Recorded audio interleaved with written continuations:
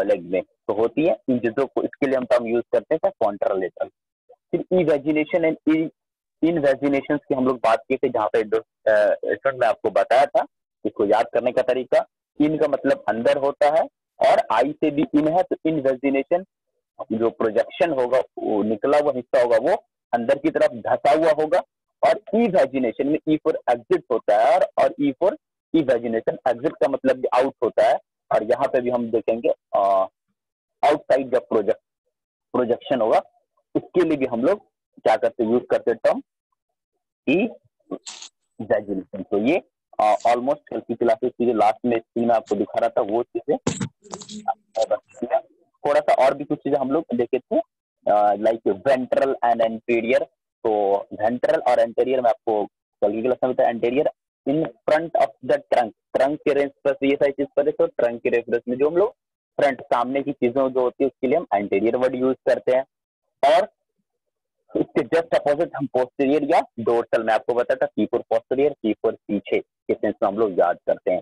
तो इसके लिए हम अभी जस्ट ये सारे टर्म का अभी जो मैं अभी आज जस्ट जो आपके आगे क्लासेस में जस्ट अभी यूज होगा और आपको समझ में आएगा कि सर एंटीरियर और पोस्टीरियर पढ़ना कितना जरूरी था जो चीजों को। ठीक है, तो उसके बाद हम लोग आपको कल बताए थे और क्या कहते हैं कि डोर्सल हो गया, मीडियल एंड लेटरल का कॉन्सेप्ट। तो मीडियल एंड लेटरल का कॉन्सेप्ट बताया, एक जो मीडियन लाइन हमारे बॉडी के सेंटर से क्रॉस करती है, इसके नियर अबाउट कोई स्ट्रक्चर टुवर्ड्स द, अगर मीडियन लाइन की तरफ हो तो मीडियल स्ट्रक्चर बोलते हैं। और जो away from the median line से कोई दूर जाता हुआ स्ट्रक्चर होगा, कोई दूर में होगा, कॉम्परेटिवली हम दोनों को मिला के देखेंगे तो उस स्ट्रक्चर को हम क्या बोलेंगे, लैटरल स्ट्रक्चर बोलेंगे। लैटरल बॉर्डर स्ट्रक्चर कहने का मतलब जैसे कोई बॉर्डर होगा तो लैटरल बॉर्डर बोलेंगे, सरफेस होगा तो लैटरल सरफेस बोलेंगे।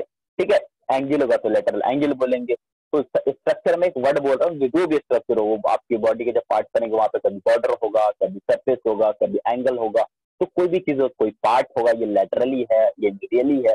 तो ये सब चीजें आपको आगे की क्लासेस में मिलने स्टार्ट होंगे। ठीक है, तो आई थिंक हम लोग बैकअप क्लास की स्ट्रेचिंग कर ली है, तो अब लोग आज की क्लास को हम लोग कंटिन्यू करते हो।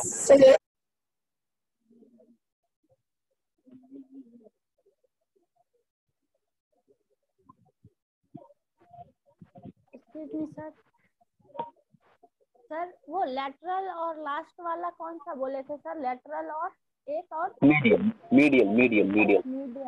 एक्चुअली सर मेरा कल छूट गया था इसलिए।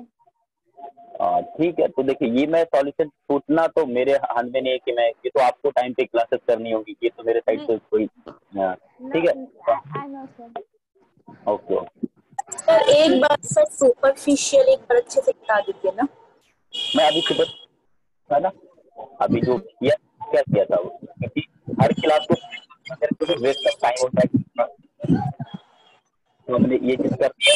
हम लोग आज ही क्लासेस कंटिन्यू करते। प्लीज म्यूट रखें आप लोग, इस तरह से अगर आप लोग फिर करेंगे तो मसला हो जाएगा। मैं फिर हम लोग आगे की क्लासेस को नहीं कर पाएंगे कंटिन्यू। मैं बार बार कह रहा हूँ, रिपीट करके आप लोग से कह रहा हूँ, अगर आप लोग एक्टिविटीज और डिस्टर्बेंस आप रखोगे तो डेफिनेटली यहाँ से रिमूव कर दिया जाएगा। यहाँ पे आपको देखे जा रहे हैं कौन सी एक्टिविटीज गलत कर रहे हैं, यहाँ पे जो स्टोर कर रहे हो, तो अपनी म्यूट रखे। क्वेश्चन सेशन आपको मैं बार बार कह रहा हूँ कि आपको क्वेश्चन लास्ट में मैं क्वेश्चन के सारे आंसर करके ही यहाँ से क्लास ऑफ करूंगा। तो ड्यूरिंग लेक्चर आप क्वेश्चन ना पूछे तो बेहतर आपके लिए होगा, सारे स्टूडेंट्स के लिए होगा।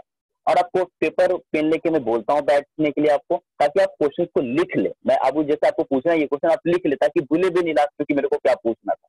और फिर एक एक करके हम लोग क्वेश्चन डिस्कशन लास्ट में करेंगे तो ज्यादा बेहतर होगा। ठीक है, तो मैं फिर अब स्टार्ट कर रहा हूँ आज की क्लासेस का। ठीक है, तो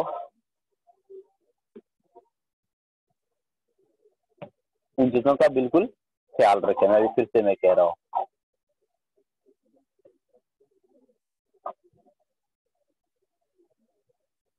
और दूसरी बात मैं आप लोग को और इन्फॉर्मेशन एक कर दूं कि जो आपका लास्ट सेशन जो आपको रिपीट की बात आ रही है, तो उसके लिए मैं आपको ये बता रहा हूँ, आपको रिपीट लेने की जरूरत नहीं है। जो यूट्यूब है हमारा लिंक है, वहां पे यूट्यूब पे सारा वीडियो जो क्लास की होती है वो ऑलरेडी वहां पे डाला हुआ, तो आप वहां से रिकॉर्डेड फॉर्म में देख सकते हो। आफ्टर क्लास भी देख सकते हो, जैसे सर्विकल आप लोगों को बताए ही थे, तो आफ्टर क्लास कुछ चीजें मिस आई तो आप वहां से रिकॉर्डिंग देख लो। अभी भी जाके रिकॉर्डिंग देख सकते हो आफ्टर क्लास की तरह, प्रीवियस क्लासेस का अभी जो क्लासेस होगी उसकी रिकॉर्डिंग भी आप देख सकते हो। सर तो मैं ये यूट्यूब चैनल क्या है सर? डिम्स डीपीएमआई है, मैं ग्रुप में डाल दूंगा, अगर आप इनको परेशानी हो रही है हाँ तो उनको मैं ग्रुप में वो लिंक में डाल दूंगा, वहां से आप लोग चले जाएंगे, वहां से आप क्या कर रहे हैं कि सब्सक्राइब या फिर बेल आइकन कर लेंगे प्रेस, तो आपको हर वीडियो का अपडेट भी तुरंत मिल जाएगा, फिर आपको ढूंढने और देखने की जरूरत भी नहीं होगी, सारा वीडियो जो आपको बेनिफिटेड होगा वो सारा चीज आपको इन्फॉर्मेशन मिलते रहेंगे वहां पे, ठीक है। यस सर, क्योंकि कल का क्लास मेरा भी छूट गया था सर नेटवर्क इश्यू के कारण। तो वहां से जिनके साथ नेटवर्क इश्यू भी है उनको भी, उनके लिए भी सॉल्यूशन हो जाएगा। आप अच्छे से वीडियो देख ले, फिर कोई क्वेश्चन लगे आज अगले क्लास में आए, या तो क्लास शुरू होने से पहले या फिर लास्ट में, पहले के पार्ट और लास्ट क्लास में क्वेश्चन करेंगे तो बेहतर क्या होगा कि हम लोग अच्छे से कर पाएंगे। बीच में आप फिर क्वेश्चन रखोगे, मैं ये तो डिस्कस होने के बाद आपकी माइंड भी डिवेट होगी, मेरी भी माइंड डिवेट होगी, तो हम लोग अच्छे से नहीं पढ़ पाएंगे, ठीक है। तो प्रीवियस सेशन हाँ Yes, के लिए sir. आप देखें, मैं सर आज टेस्टिंग वाला सर टेस्टिंग वाला अभी तक सर लिंक नहीं आया या वीडियो नहीं आया हम लोग के पास सर। उसके लिए भी हो रही है, मैं कल कई से बात कर लिया हूँ, वीडियो बन गई है ऑलमोस्ट लगभग में, कुछ हो चुकी है, तो वो भी जितनी जल्दी हो मैं वो करवा दूंगा डेफिनेटली, आपके लिए टेंशन ना ले, हो जाएगा, आपको मिल जाएगी। जी सर भेज दीजिए, वो हम नहीं पहुंच पाए। ठीक है sir, thank you sir. Okay, अब बी डिसिप्लिन, बिल्कुल डेकोरम को मेंटेन करते हुए हम लोग को इफेक्टिवली क्लास को समझना होगा, ठीक है। तो आज हम लोग स्क्रीन शेयर करेंगे आपसे, और जिससे कि आपको आज थोड़ी सी मैं एक फाइल ही बना लिया हूँ ताकि आप लोगों को परेशानी नहीं हो, कल की फिगर वर्ड ड्रीम थोड़ी सी परेशानी हो रही थी, तो नेक्स्ट स्टार्ट, ठीक है। तो आपको जो दिख रहे हैं यहाँ पे, आप देख रहे होंगे, मैं हेडलाइन करके स्पॉट दिखा रहा हूँ यहाँ पे, जो रेड ले लेता हूँ तो ज्यादा बेहतर रहेगा। देख रहे हैं मैं अंडरलाइन कर रहा हूँ इस चीजों को रेड कलर से, terms related to the body movement. अब हम लोग जो टर्म्स पढ़ेंगे वो बॉडी के मूवमेंट को, ट्रंक के रिगार्डिंग हम लोग ने इससे प्रीवियस क्लासेस में देखा था, अब जो हम लोग आ रहे हैं बॉडी के मूवमेंट में, तो बॉडी मूवमेंट में पहले जो हम लोग देखेंगे वो देखेंगे किसका देखेंगे, सबसे पहले जो हम लोग यहाँ पर देखेंगे वो हमारा होगा इन अपर लिम, मैं सर्किल में घेरते हैं इसको अपर लिम, आप देख रहे हो वहां पर लिखा हुआ इन अपर लिम। तो अपर लिम के मूवमेंट में हम क्या क्या मूवमेंट है, क्या मूवमेंट है उसको थ्रू इमेज से, और यहाँ पे जो सेंटेंस है आपको डेफिनेशन के साथ लिखा हुआ, इन सारी चीज को पहले डेफिनेशन पढ़ेंगे, फिर वहां पे इमेज पे जाकर हम लोग इस चीज को समझने की कोशिश करेंगे, ठीक है।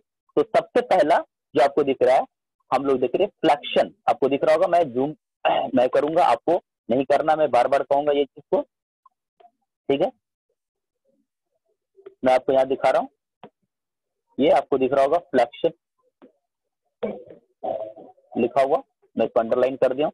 ये फ्लेक्शन है क्या, फ्लेक्शन अपर लिम के बारे में पढ़ रहे हैं, अपर लिम यानी जो आपका जो अपर हैंड है उसके बारे में हम लोग पढ़ रहे हैं, ठीक है।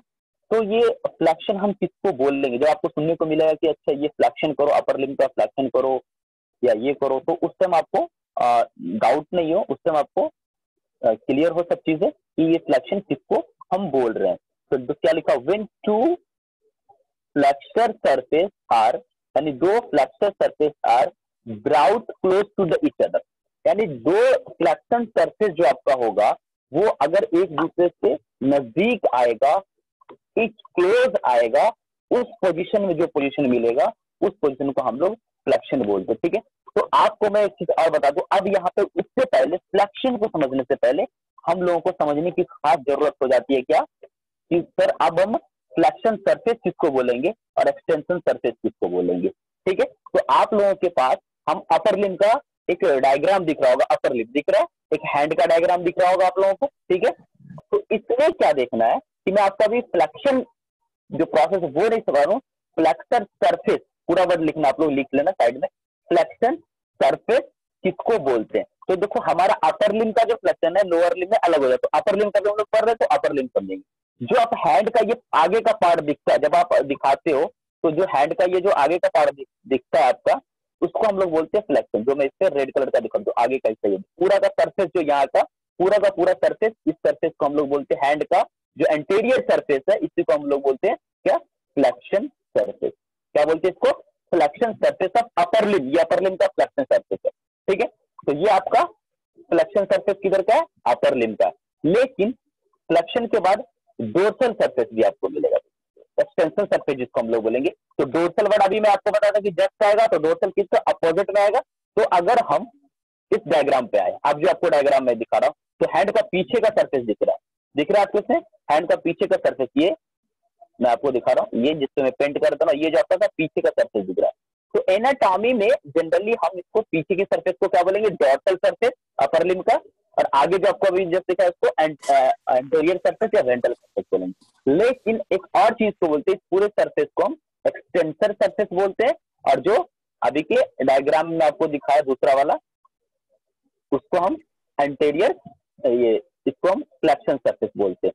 तो ये फ्लेक्शन सरफेस आपको समझ में आ गया होगा, और एक्सटेंशन सरफेस दोनों समझ में होगा। फ्लेक्शन सरफेस एंटीरियर एस्पेक्ट में जो है अपर लिम्ब में, उसको हम ये क्या बोलते हैं,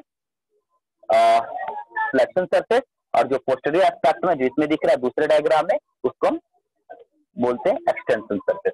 तो दोनों सरफेस समझ में आएगा। तो अब उसके मूवमेंट को हम लोग करेंगे। फ्लेक्शन में क्या होता है, ये दोनों जो आपको दिख रहा है फ्लेक्शन सरफेस, ये यानी कि बात अगर हम करें तो ये पार्ट जो है बॉडी का, देखिए जब एनाटॉमिकली हम लोग पढ़ते हैं, थोड़ा सा इसमें और आपको मैं समझाई दूं कि जब हम एनाटॉमी पढ़ते हैं, तो जैसे कि आज कॉमनली हम लोग हैंड बोलते हैं तो क्या समझ में आता है, ऊपर की जो बाजू है, फिर जो एल्बो है, फिर ये सारी चीजें डेफिनेटली समझ में आ रही है हैंड का मतलब ये। लेकिन मैं आपको याद रखने का तरीका बता रहा हूँ कि हैंड का मतलब एनाटॉमी में कुछ अलग होता है। आपको हैंड बोला जाए तो आपको एनाटॉमी के रिगार्डिंग आपको समझना सिर्फ और सिर्फ क्या होता है, जो मैं अंडरलाइन कर दिया आपको, जो मैं सर्कल में घेर दिया, जिसको सिर्फ उतने पार्ट को हैंड बोलते हैं, यानी रिस्ट ज्वाइंट से नीचे जो आपका पाल्म फिंगर, इसी पार्ट को सिर्फ एनाटॉमी के हिसाब से हैंड बोला जाए। आपको याद रखने का तरीका मैं बता रहा हूँ कि जैसे आपको बोलते हैं ना कि कांग्रेस का हाथ छाप, तो हाथ में देखते हैं ना कि हाथ डेफिनेटली कितना दिखता है कांग्रेस को, उतना ही दिखता है। मैं आपको याद करने का तरीका बता रहा हूँ, कोई पॉलिटिकल बात नहीं कर रहा हूँ, या सिर्फ आपको याद रहे इसलिए, ताकि आप उस चीज को याद रहे। तो एनाटॉमी में हैंड सिर्फ उसी पार्ट को बोलते हैं जो रिस्ट ज्वाइंट से नीचे का हिस्सा, जिसको मैं सर्कल में घेर दिया, ठीक है। अब मैं इसको मिटाता हूँ, तो फिर आर पार्ट को क्या क्या बोलते हैं, तो आर पार्ट को हम इसको क्या बोलते हैं, उन चीजों पे आते हैं।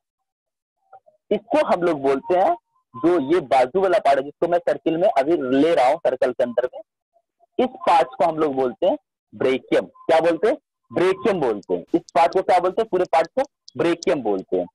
नेक्स्ट जो हम आपको दिखा रहे हैं ब्लू कलर से जो पार्ट में अंदर ले रहे हैं, एल्बो से लेकर के रिस्ट ज्वाइंट पे, एल्बो से लेकर के रिस्ट तक में जो आप ये पूरा पार्ट कट के आ रही है।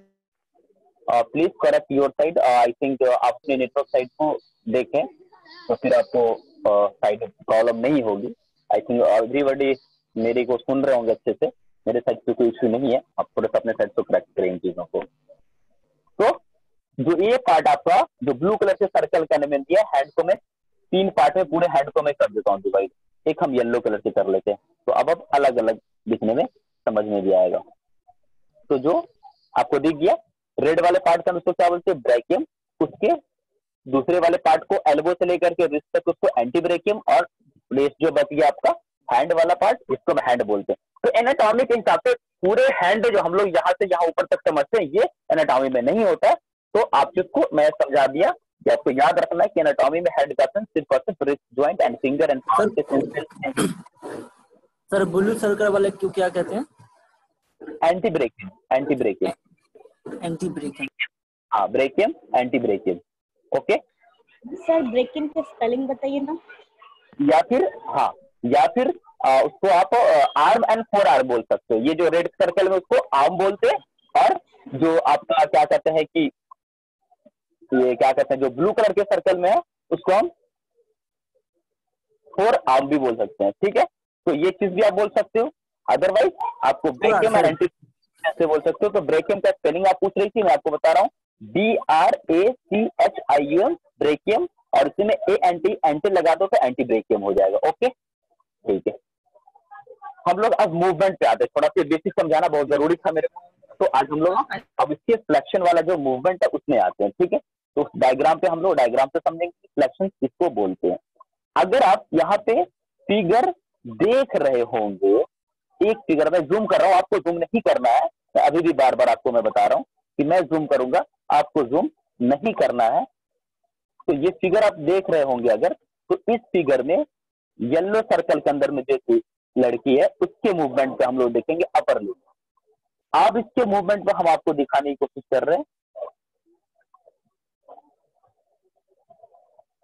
कि अगर ये हैंड स्टैंड पोजीशन में था और मूव करके ऊपर की तरफ आया, मूव करके ऊपर की तरफ आया, तो ये जो मूवमेंट हुआ, ये मूवमेंट को हम बोलते हैं फ्लेक्शन बोलते हैं, क्योंकि आगे का जो सरफेस है, इसमें जो आगे का जो सरफेस है, वो आगे का सरफेस क्या है आपका फ्लेक्शन सरफेस। तो दो फ्लेक्शन सरफेस के बीच का जो डिस्टेंस है, जो एंगल है, वो मिनिमाइज होते जा रहा है। तो इसी मूवमेंट को हम लोग फ्लेक्शन बोलते हैं। एल्बो पे एल्बो फ्लेक्शन जिसको हम बोलते हैं, ये एल्बो पे आप ऊपर की तरफ मोड़ रहे हैं, इसको फ्लेक्शन। वही चीज जस्ट इसके अपोजिट में अगर हम मूव करा के रेड कलर से मैं इसको एरो दे रहा हूं, जैसे इसमें तो ऑलरेडी एरो है, ये बैक की तरफ नीचे की तरफ हम लोग ले जाए, मतलब कि हेड का ही मैं बता रहा हूं आपको, इरेज कर दिया, ये नीचे की तरफ अगर हम ले जाते हैं तो इसको हम लोग बोलते हैं एक्सटेंशन। ठीक है, तो अपर लिम्ब का एक्सटेंशन एंड फ्लेक्शन, इसी को हम लोग बोलते हैं। अगर आपका दो फ्लेक्शन सरफेस के बीच का क्या कहते हैं गैप, जो डिस्टेंस है वो मिनिमाइज हो रहा है, एंगल कमता जा रहा है, तो उस मूवमेंट को हम लोग फ्लेक्शन बोलते हैं। और उसके नीचे की तरफ जब अपोजिट मूव करते हैं, पीछे की तरफ जब हम मूव किए और पीछे की तरफ किए, तो हम इसको एक्सटेंशन बोलते हैं। अगर आप सिंपली याद करें, समझे, जो थोड़ा जिम विम जा रहे होंगे उनको थोड़ा सा, जब डंबल उठाते हैं तो अब दो समझ लो, डंबल उठा के आप जब प्रॉपर क्लोज करते हो तो मोड़ते हो हैंड को, तो वो मूवमेंट जो कहलाता है वो फ्लेक्शन कहलाता है। और जब छोड़ते हो, पूरा फ्री करते हो, हैंड को स्ट्रेच करते हो, तो उस मूवमेंट को एक्सटेंशन बोलते हैं। ठीक है, एक्सटेंशन ऑफ, ये अपर लिम्ब में सारा चीज। ठीक है, ओके। तो अब लग हम लोग एक्सटेंशन और फिर से समझाइएगा एक्सटेंशन और फ्लेक्शन को। ओके, देखो एक्सटेंशन एंड फ्लेक्शन बोलते हैं। तो पहला फ्लेक्शन, फ्लेक्शन सिर्फ फ्लेक्शन मतलब टर्न, मूव होना। तो अगर यहाँ पे हम समझने की कोशिश करें, जब मेरा हैंड के बीच जो एल्बो जॉइंट पे हैंड रखो और एल्बो जॉइंट को मूव करो, तो जब हम मूव करते हैं, अगर एंगल दोनों, यानी कि आपका आर्म एंड फोर आर्म, अभी जस्ट पता है, दोनों के बीच जो एंगल कमता जा रहा है, और दोनों का आगे का जो सरफेस है हैंड का, वो आगे का सरफेस क्या है, एंटीरियर सरफेस है, या फिर आगे बड़ा फ्लेक्शन सरफेस है। ये दोनों के बीच जो स्पेसेस है, यानी कि जो एंगल है, वो कमता जा रहा है और दो फ्लेक्शन सरफेस आपस में क्लोज होता जा रहा है, जैसा कि डेफिनेशन में बताया हूं, वो क्लोज होता जा रहा है। इस मूवमेंट को फ्लेक्शन बोलेंगे। जस्ट इसके अपोजिट जब हैंड को खोलते जाते हैं, हैंड सीधा मेरा होता चला जाता है। ठीक है, तो उस मूवमेंट को, जब ये खुल रहा होता है, सीधा हो रहा होता है, तो उस मूवमेंट को हम लोग फ्लेक्शन बोलते हैं। जैसा कि आप इस पे आप लोग हैंड पे देख रहे होंगे, जैसा कि आप देख रहे, एरो का निशान लगा हुआ है लेडीज को, एक लड़की यहाँ पे आपको दिख रही है एक इमेज में, जो कि वो कर रही है फ्लेक्शन एंड एक्सटेंशन, हैंड का मूवमेंट में आपको दिख रहा होगा। ओके, ये आपका एल्बो जॉइंट का फ्लेक्शन एंड एक्सटेंशन हो गया। फिर हम लोग अब आते हैं अपने नोट्स पे। नोट्स पे आते हैं तो फ्लेक्शन, अब आता है एबडक्शन एंड एडक्शन। पहले मैं नोट्स हाईलाइट कर देता हूं, पढ़ दे रहा हूं, ताकि आप लोगों को कोई मसला नहीं हो। यहाँ पे आप देख रहे होंगे एबडक्शन एंड एडक्शन, मैं आपको दिखा रहा हूँ, सर्कल कर दिया हूं अंदर में, ताकि आप लोग को ज्यादा टेंशन नहीं हो। ठीक है, तो एबडक्शन एंड एडक्शन दिख गया। अब पढ़ते हैं। पहले एबडक्शन किसको बोलते हैं? When limb is taken away from the body. देखो व्हेन लिम्ब, अब क्योंकि सारा चीज हम कहाँ पढ़ रहे हैं, अपर लिम्ब में पढ़ रहे हैं, तो अपर लिम्ब को ही समझना है सारा मूवमेंट। जब अपर लिम्ब की बात कह रहा है, taken away from the body, body से जब ये दूर हम करेंगे तो उसको एबडक्शन बोलेंगे। तीसरा क्या, adduction, when limb is brought close to the body, जब हम लिम्ब को अपनी क्लोज करेंगे उसको हम बोलेंगे एडक्शन। तो हम लोग इमेज पे आ जाते हैं, इसकी इमेज पे, ताकि अच्छे से समझ में आ पाए और हम लोग इसको देख पाए। अगर आप इसमें देख रहे होंगे, हम अपर लिम्ब की बात करेंगे तो अपर लिम्ब में ही देखेंगे, अदरवाइज एक मिनट,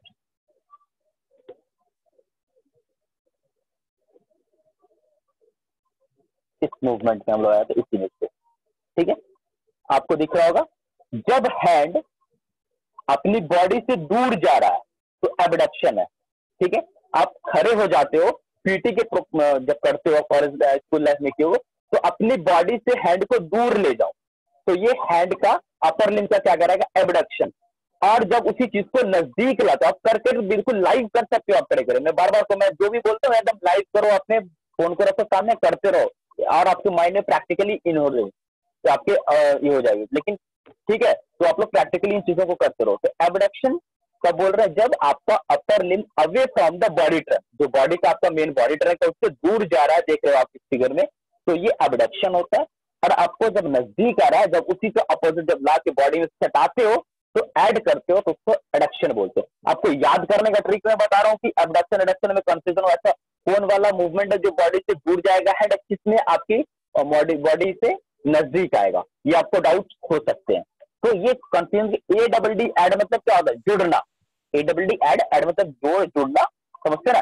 तो एडक्शन में क्या होगा? जो हैंड होगा आपकी बॉडी से जुड़ेगा, यानी कि आपके नजदीक आ रहा है तो क्या जुड़ना, पास आ रहा है एडक्शन में, तो आप इससे याद रखते हो तो उसका अपोजिट एडक्शन हो जाएगा। उसमें आपकी जो अपर लिम्ब है वो मूव करेगा away from the body trunk, body trunk से दूर जाता हुआ। तो ये दोनों मूवमेंट हम लोग समझ गए यहाँ पे। ओके, हम लोग अब इसके अगले अपर लिम्ब के नेक्स्ट मूवमेंट पे टर्न करते हैं। तो नोट्स पे आ जाते हैं हम लोग।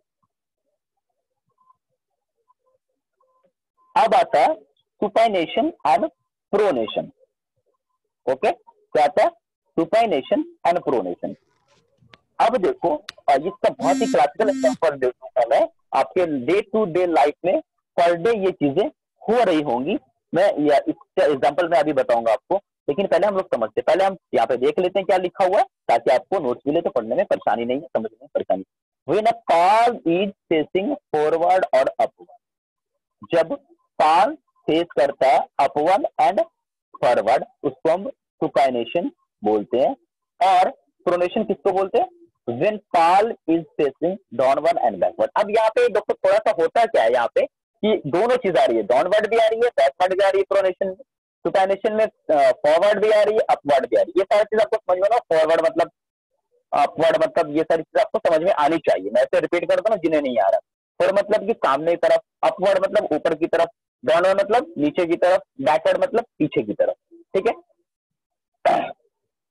तो जब हम प्रोनेशन एंड सुपाइनेशन करते हैं तो आपको मैं यहाँ पे जस्ट डायग्राम पे आ जाते हैं हम लोग इसके सुपाइनेशन एंड प्रोनेशन के। ये आपको दिख रहा होगा, ये डायग्राम आपको अच्छे से दिख रहा होगा, प्रोनेशन एंड सुपाइनेशन। देखो, जब हम आपको भी बताएं वो पार्ट याद कीजिए हैंड का, जो पार्ट को हम लोग एंटी ब्रेकियम यानी कि फोर आर्म एंड हैंड बोले थे। सिर्फ इतना ही पार्ट का हम लोग मूवमेंट बोलते हैं। तो प्रोनेशन किसको बोलेंगे? प्रोनेशन बोलते हैं, देखो जो प्रोन मतलब होता है ऑन द, उल्टा हुआ। तो आप अपने हैंड को भी डेफिनेटली आप चाहे तो क्या कहते हैं कि अपने आप को अभी जस्ट वहां पे रखे एक फॉर पोजीशन में, जैसे कि हम सपोज दैट जैसे कोई एक भिखारी जैसे कोई भीख मांगता है, हाथ फैला करके जस्ट आप लोग रखे, और उसी हैंड को जब हम रोटेट करके डाउनवर्ड करेंगे, यानी कि जो पाल्म होगा उसको नीचे की तरफ करेंगे, डाउनवर्ड करेंगे, तो वो जो मूवमेंट होगा उस मूवमेंट को हम लोग प्रोनेशन बोलेंगे। ठीक है, यह आपको दिख रहा होगा कि हैंड को ऐसे सीधे भी रखें, टर्न करें, फिर राइट टर्न करें, लेफ्ट टर्न करें, उसको हम सुपाइनेशन एंड प्रोनेशन बोलते हैं। उससे भी क्लासिकल एग्जांपल मैं आपको बोला था, बता रहा हूँ कि सपोज दैट मान लो आप अभी खाना खा रहे हो, ये डे टू डे लाइफ में ये मूवमेंट आपकी बॉडी में होता है। अगर आप खाना खा रहे हो सपोज दैट, तो आपका जो हैंड है, बेसिकली जो हैंड है, वो हैंड जब आपके थाली में बोलस को पकड़ने के लिए, कैच करने के लिए, यानी कि लुकमे को पकड़ने के लिए जब जाता है, तो उस पोजीशन में हैंड को देखो, और जब आप उस बोलस को, उस लुकमे को कैच करके पकड़ करके अपनी मुंह की तरफ लाते हो, तो हैंड देखो किधर की तरफ मूव करता है, खुद करके देखो। तो जो पोजीशन में होता है वो प्रोन पोजीशन कहला रहा है हैंड का, और जैसे आपके माउथ तक आता, मुंह में ले रहे होते हो, तो वो पोजीशन जो होता है उस पोजीशन को हम लोग बोलते हैं सुपाइन पोजीशन बोलते हैं। तो ये प्रोनेशन एंड सुपाइनेशन आपको डे टू डे लाइफ में पर डे आप 3 बार मैक्सिमम खाना नाश्ता रात खाते हो, तो 3 टाइम तो होना ही, बाकी कितनी बार होते हैं आपके लाइफ में वो तो खैर इसकी गिनती, लेकिन 3 बार तो कन्फर्म दी। तो ठीक है, ये आपका सुपाइनेशन प्रोनेशन। अगर थोड़ा सा इसमें अगर आपको हम समझाने की कोशिश करें, प्रोनेशन एंड सुपाइनेशन में होता क्या एग्जैक्टली, अंदर की चीजें मैं यहाँ पे थोड़ा सा बताऊँ, क्योंकि डायग्राम में आ गया तो मैं आपको बता दे रहा हूँ। जब हम लोग बोन्स पढ़ेंगे, स्केलेटल सिस्टम पढ़ेंगे, तो जो 4 आर्म होते हैं उसमें 2 बोन होते हैं, आपको यहाँ पे दिख भी रहा होगा। एक होता है रेडियस, दूसरा होता है क्या, अल्ना। एक होता है क्या, रेडियस, दूसरा क्या होता है, अल्ना। मैं आपको यहाँ पे थोड़ा सा अभी दिखाऊंगा। तो तो जब हम प्रोनेशन करते हैं, radius rotate over the ulna. अब देखो मैं आपको फर्स्ट क्लास में फिर ला रहा हूँ, एनाटॉमिकल पोजीशन में चले जाओ सबके सब, आपको याद होगा एनाटॉमिकल पोजीशन, इसलिए एनाटॉमिकल पोजीशन पढ़ना कितना इंपॉर्टेंट होता है। तो इस साइड जो आपको हाँ सर, अल्लाह क्या होता है? अल्लाह ULN अल्लाह अल्लाह, हाँ हाँ अल्लाह, अल्लाह एक बोन का नाम है। फोर आर्म जो हमारा आपकी जो हाथ की जो हड्डी है, फोर आर्म, जब जस्ट पता है ना फोर आर्म किसको बोलते हैं, वहां पे दो बोन्स होते हैं, एक रेडियस दूसरा अल्लाह, ठीक है। ये दो हड्डी के नाम है, बोन के नाम है, ठीक है। जब हम लोग स्केलेटल सिस्टम पढ़ेंगे फिर वहां पे डिटेल पढ़ते हैं, लेकिन इस मूवमेंट में ये थोड़ा सा बोन्स का रोल है, इस बोन्स का, तो मैं इसलिए यहाँ पे जो मैं आपको यहाँ पे दिखा रहा हूँ, क्या कहते हैं कि रेडियस और अल्ना जो है दोनों हाथ को घुमाने के लिए ही काम आता है ना सर? नहीं, देखिए इसकी जो बोन है, सबसे पहले तो देखिए स्ट्रक्चर प्रोवाइड करता है, बहुत सारे मूवमेंट में भी देते हैं, तो एग्जैक्ट मूवमेंट में ही वर्क करे तो ये पॉसिबल, ये कहना सही नहीं, कई कई फंक्शन है इसके। तो हम लोग जब एग्जैक्ट सेपरेट पढ़ते हैं वहां पे फंक्शन पढ़ते हैं कि इस बोन की क्या फंक्शन है। यहाँ पे प्रोटेक्शन भी एज ए दे रहा है, वहां पे आपको कैरी आउट करने के लिए भी चीजों को देता है, आपको क्या कहते हैं हैंड फंक्शन प्रोवाइड करता है, आपको क्या कहता है कि एक स्ट्रक्चर हैंड प्रोवाइड करता है, तो और भी जो बोन के फंक्शन है वो सारा करता है। लेकिन हम यहाँ पे एक प्रोनेशन में इसका जो फंक्शन है सिर्फ वही डील करेंगे, हम कॉम्प्लिकेशन क्लास को कॉम्प्लिकेटेड नहीं करेंगे, ताकि आप लोगों को थोड़ा सा हैवी लगे। वो जब जिस सेशन में जो चीज होता है वहां पे समझना ज्यादा आसान होता है। तो हम यहाँ पे बस सिंपल से आपको मैं बता रहा हूँ कि जब हैंड होता है जिसपे रेड कलर का मैं, ये नॉर्मल पोजीशन आपका हैंड है एनाटॉमिकल पोजीशन का, तो इसमें दो बोन आपको दिख रहे होंगे, एक मैं अलग अलग कलर का, एक ब्लू कलर वाला दिख रहा होगा, मैं जिसपे ब्लू कलर का लाइन दे रहा हूँ, ठीक है। दूसरा आपको मैं येलो कलर का लाइन दे रहा हूँ, ठीक है।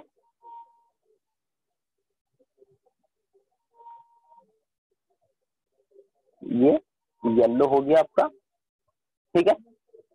तो जो आपको दो बोन दिख रहा होगा, तो आप देख रहे होंगे जो ब्लू वाला बोन है वो रेडियस है, ब्लू वाला कौन है? रेडियस है, क्योंकि लेटरल साइड में होता है, और जो अल्ना है वो मीडियल साइड में होता है, ठीक है।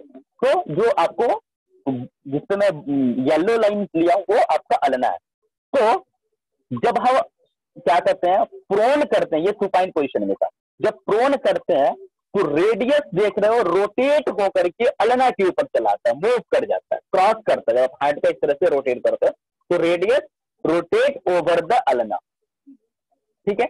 लेकिन जब हम सुपाइन पोजीशन में रहते हैं, आपके साइड में देखिएगा लिखा हुआ, तो radius and ulna are in parallel, दोनों का दोनों पैरेलल में, जैसे आपको दिख रहा होगा ना इस वाले डायग्राम में, हैंड वाले में, जिसपे रेड कलर का जिसपे हमने लिख रखा है, जिसपे कलर अब फुल डायग्राम में बनाया हूं, तो इसपे आप ब्लू कलर वाली देख लो बोन और येलो कलर वाली बोन देख लो, इस रेडियस से करना, दोनों क्या पैरेलल है एक दूसरे से, लेकिन जस्ट दूसरे डायग्राम में वो पैरेलल नहीं है। तो ये देखो जो ब्लू वाली है, ब्लू वाली बोन जिसको हमने रेडियस आपको बताया, ये ओवर ऊपर की तरफ चला गया है, ठीक है, ओवर ऊपर की तरफ। एक मिनट मैं ड्रॉ कर ले रहा हूं,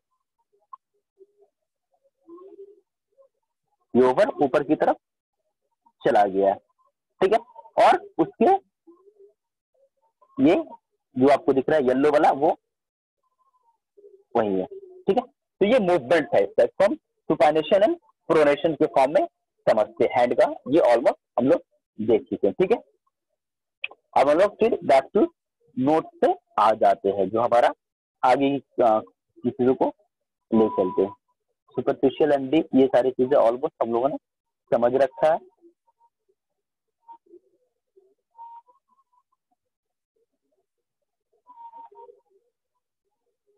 प्रोनेशन हो गया। अब हम लोग थोड़ा सा इससे आते हैं, अपर लिम्ब के ऑलमोस्ट सारे मूवमेंट हो गए। तो उससे पहले आपको मैं एक 9 रीजन के बारे में मैं आपको बताया था कि 9 रीजन ऑफ एब्डोमेन मैं बताऊंगा आप लोगों को, तो वो टॉपिक पे आप लोग मूव करते हैं, 9 रीजन ऑफ एब्डोमेन, ठीक है। तो आप लोगों को एक इमेज ऑलमोस्ट दिख रहा होगा आप लोग के सारे के स्क्रीन पे, आप देख रहे हो। इससे पहले खुद देखो, मैं आपको जस्ट कहने को कर रहा हूँ, आप देखो जो स्पेसेस 9 है वो 9 रीजन है एब्डोमेन के, ठीक है।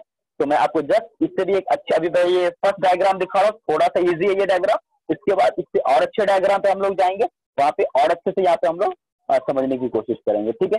तो ये जो डायग्राम आपको 9 रीजन वाले दिख रहे हैं, पहले इस डायग्राम पे हम लोग क्लियर चीजों को करते हैं, फिर हम लोग थोड़ा सा इससे डीप पे जाएंगे, वहां पे इसकी डीप स्टडी करेंगे, सिर्फ अभी यहाँ पे आपको दो, इसमें देखो जब हम होता है क्या कि पहले पर्पस हम जानते हैं ये पर क्यों है, ये भी जानना बहुत बार इंपॉर्टेंट होता है हमारे लिए। तो मैं चीजों को जो कर रहा हूँ भाई इसकी यूटिलाइजेशन क्या है हमारी एनाटॉमी में, मेडिकल साइंस में इसकी यूटिलिटीज क्या है। यूटिलिटीज ये है कि बेटा जब अब हम लोग जब ये अभी हमारा इंशाल्लाह आज या फिर कल के कुछ टाइम में ही हम लोग बेसिक एनाटॉमी ऑलमोस्ट कंप्लीट कर लेंगे, तो जो सिस्टेमिक पढ़ना स्टार्ट करते हैं, जब हम सिस्टेमिक पढ़ना स्टार्ट करते हैं तो वहां पे एक कॉम्प्लिकेशन जब आएगी, जब अब हम विसराज पढ़ेंगे, विसराज बोलते हैं जैसे कि ऑर्गन वगैरह की चीजों को हम लोग पढ़ते हैं, तो उस टाइम में हमें बहुत सी चीजों को समझना होता है। क्या चीज कि भाई अगर लीवर है तो लीवर कहाँ पे है, एब्डोमेन में है तो चलो एब्डोमेन में किधर है, किस पोर्शन में है, राइट में है, लेफ्ट में है, किस रीजन में। किडनी है तो किडनी कहाँ पे है भाई, तो किडनी की लोकेशन बताओ। फिर पेनक्रियाज है तो पेनक्रियाज कहाँ है, स्टमक है तो स्टमक कहाँ है, क्या कहते हैं कि यूरिनरी ब्लैडर है तो ब्लैडर कहाँ है, मतलब और भी डिफरेंट डिफरेंट ऑर्गन है, लंग्स है तो लंग्स किधर है। तो हर एक चीज का जब हम लोग एक एक करके लोकेशन पढ़ते हैं, तो एब्डोमिनल लाइन रीजन को इसलिए हम लोग अलग अलग करके पढ़ते हैं क्योंकि मोस्टली जो हमारे बॉडी के जो ऑर्गन है, आप याद समझिए चीज को, जो बहुत सारे ऑर्गन एब्डोमेन के अंदर में, एब्डोमेन के अंदर में है, तो उस ऑर्गन को हम लोग कैसे आइडेंटिफाई करेंगे अपने बॉडी सरफेस पे। जैसे आपको पता चले कि भाई ये किडनी में प्रॉब्लम है, तो किडनी किधर है आपको पहले ये पता नहीं बॉडी में किडनी किधर है, तब तो आप वहाँ पे उसको, जैसे मैं आपको पहले की क्लासेस में बताया कि उसको पाल्पेट करके चेक करोगे, उसको दबा करके जिसको हम पाल्पेशन में आपको बताया था वो करोगे, तो पता होना चाहिए ना। तो इसी मकसद को लेकर के, इसी पर्पस को लेके हम बेसिक एनाटॉमी में इन चीजों को बहुत ही अच्छे तरीकों से समझना होता है, ताकि जितने भी ऑर्गन हम पढ़ेंगे, अभी मैं ऑर्गन दिखाऊंगा आपको, डिफरेंट डिफरेंट रीजन में ऑर्गन भी दिखाऊंगा इस इमेज के थ्रू, लेकिन तो मैं आपको थोड़ा सा इसके लिए ब्रीफ कर रहा हूँ कितनी इंपॉर्टेंट है ये चीजें। तो अब हम लोग लेट्स स्टार्ट करते हैं 9 रीजन ऑफ एब्डोमेन को डिजाइन। देखो एब्डोमेन समझ में आ रही है चीजें आप लोग को, पहले एब्डोमेन नहीं समझ में आ रहा तो समझ आ, क्योंकि एब्डोमेन कैविटी होता है हमारे बॉडी में, जो मान के चलो ये हमारा क्या है, इससे ऊपर जो आपको नहीं दिख रहा है, ये एक लाइन में ड्रॉ करता हूँ येलो कलर का, ये डायफ्राम है। क्या है? डायफ्राम है। डायफ्राम से ऊपर क्या होता है, थोरैसिक कैविटी, नीचे क्या होता है, एब्डोमेन कैविटी। ये चीज तो समझ में आ रहा होगा ना। तो अब पूरे एब्डोमेन को जो आपको सामने को 9 हिस्सों में 9 रीजन्स में हम लोग डिवाइड करते हैं for the easy understanding of viscera, viscera के समझने के लिए। जो 9 रीजन में हम लोग डिवाइड करते हैं, उसके लिए हम लोग क्या करते हैं, 2 वर्टिकल लाइन या प्लेन बोले, वर्टिकल लाइन या प्लेन, और क्या बोलते हैं उसको, 2 हॉरिजॉन्टल लाइन। ठीक है, 2 वर्टिकल लाइन और 2 हॉरिजॉन्टल लाइन, जो कि आपको यहाँ पे दिख रहा होगा। उसके नाम अलग अलग है, यहाँ पे मैं नाम भी आपको दिखाऊंगा पिक्चर। उसमें जो 2 आपका वर्टिकल है, ये मैं कलर ले लेता हूं, एक ये इसका जिस पर रेड रेड का मैं क्रॉस कर रहा हूं, जो ये वर्टिकल लाइन है, इस दोनों लाइन को या तो लेफ्ट लेटरल लाइन बोलते हैं, या क्या बोलते हैं, लेफ्ट लेटरल लाइन बोलते हैं। और जो राइट साइड होगा, मान लो कि सपोज दैट मैं इसके लिए इधर लेफ्ट जिधर लिखा हुआ वो लेफ्ट लेटरल लाइन हो जाएगा, जो राइट लिखा हुआ जिधर के साइड में, यानी इधर आपका राइट हो गया, इधर आपका एल फॉर लेफ्ट हो गया। तो जो लेफ्ट साइड में लाइन है उसको लेफ्ट लेटरल लाइन, और जो राइट साइड में उसको राइट लेटरल लाइन बोलेंगे। या फिर इसी को हम और भी नाम से जानते हैं, लेफ्ट लेटरल लाइन के अलावा इसको बोल सकते हैं मिड क्लेविकुलर लाइन। तो राइट साइड में होगा तो राइट मिड क्लेविकुलर लाइन, जो लेफ्ट साइड में तो लेफ्ट मिड क्लेविकुलर लाइन। तीसरा भी इसका नाम आता है, मैं देखो नाम देकर इसलिए बता देता हूँ कि वाइवा वगैरह में ये सब चीज होगी, जब आप एमसीक्यूज बनाओगे, एमसीक्यूज का कोई कॉम्पिटिशन में कहीं भी बैठोगे तो वहां पे हो जाती है। तीसरा नाम इसका आपको बुक से मिलते हैं मेमोरी लाइन। मेमोरी लाइन, जो मेमोरी ग्लैंड फीमेल में होता है जिसको हम ब्रेस्ट बोलते हैं, तो उसी के सेंस में यहाँ पे इसका नाम रखा है कि मेमोरी लाइन भी। तो अगर राइट साइड में तो ये राइट साइड में, फिर इससे मैं कर रहा हूँ तो ये राइट साइड में तो राइट मेमोरी लाइन, और लेफ्ट साइड में तो लेफ्ट मेमोरी लाइन। ये 3 नाम, एक ही प्लेन बोलो लाइन बोलो, वो एक ही चीज यहाँ पे है। ठीक है, तो ये चीज आपको वर्टिकल के मतलब से हल हो गया। अब हम लोग आ जाते हैं हॉरिजॉन्टल वाले पे। अब हॉरिजॉन्टल वाले पे जब आते हैं तो हॉरिजॉन्टल ये आपको दिख रहा होगा, ये दिख रहा है प्लेन जिसको मैं रेडी ले रहा हूँ, दूसरा ये दिख रहा है। तो पहले वाले जो ऊपर में है उसको हम लोग बोलते हैं ट्रांस पाइलोरिक प्लेन या ट्रांसपाइलोरिक लाइन। प्लेन और लाइन में आपको डिफरेंस बता चुका हूँ, लाइन बोले तो वेब के सरफेस पे, प्लेन बोले तो कट करता हुआ, ठीक है। तो जो आपका ये जो पहला ऊपर वाला first horizontal and second horizontal, ठीक है। तो फर्स्ट वाले को क्या बोलते हैं, ट्रांसपाइलोरिक लाइन। ये नाम आपको लिखना भी नहीं है, ये नाम मैं अभी जो बोल रहा हूँ ये आपको जस्ट अभी अगले डायग्राम में दिखेगा। तो पहला जो लाइन अभी समझने की कोशिश करें सिर्फ और सिर्फ आप लोग। तो पहली जो लाइन है उसको क्या बोलते हैं, ट्रांस पाइलोरिक लाइन। क्यों बोल रहे हैं, क्यों नाम है, वो सारे नाम के रीजन हम सब कुछ उसकी तह तक जाएंगे। पहले आप सिर्फ नाम सुने, नाम याद रखें, हम धीरे धीरे आप उसकी तह तक ले जाएंगे आपको डेफिनेटली कि वो नाम क्यों इसका पड़ा। दूसरा वाला जो हॉरिजॉन्टल लाइन है नीचे वाला, जिसमें मैं बार बार इससे पेंट कर रहा हूँ, ये वाली जो लाइन है, इस लाइन को हम लोग बोलते हैं ट्रांसट्यूबरकुलर लाइन। ट्रांसट्यूबरकुलर लाइन, ये ट्रांसवर्स लाइन है, ट्रांसवर्स प्लेन, इसी सेंस में ट्रांस आता है, ठीक है।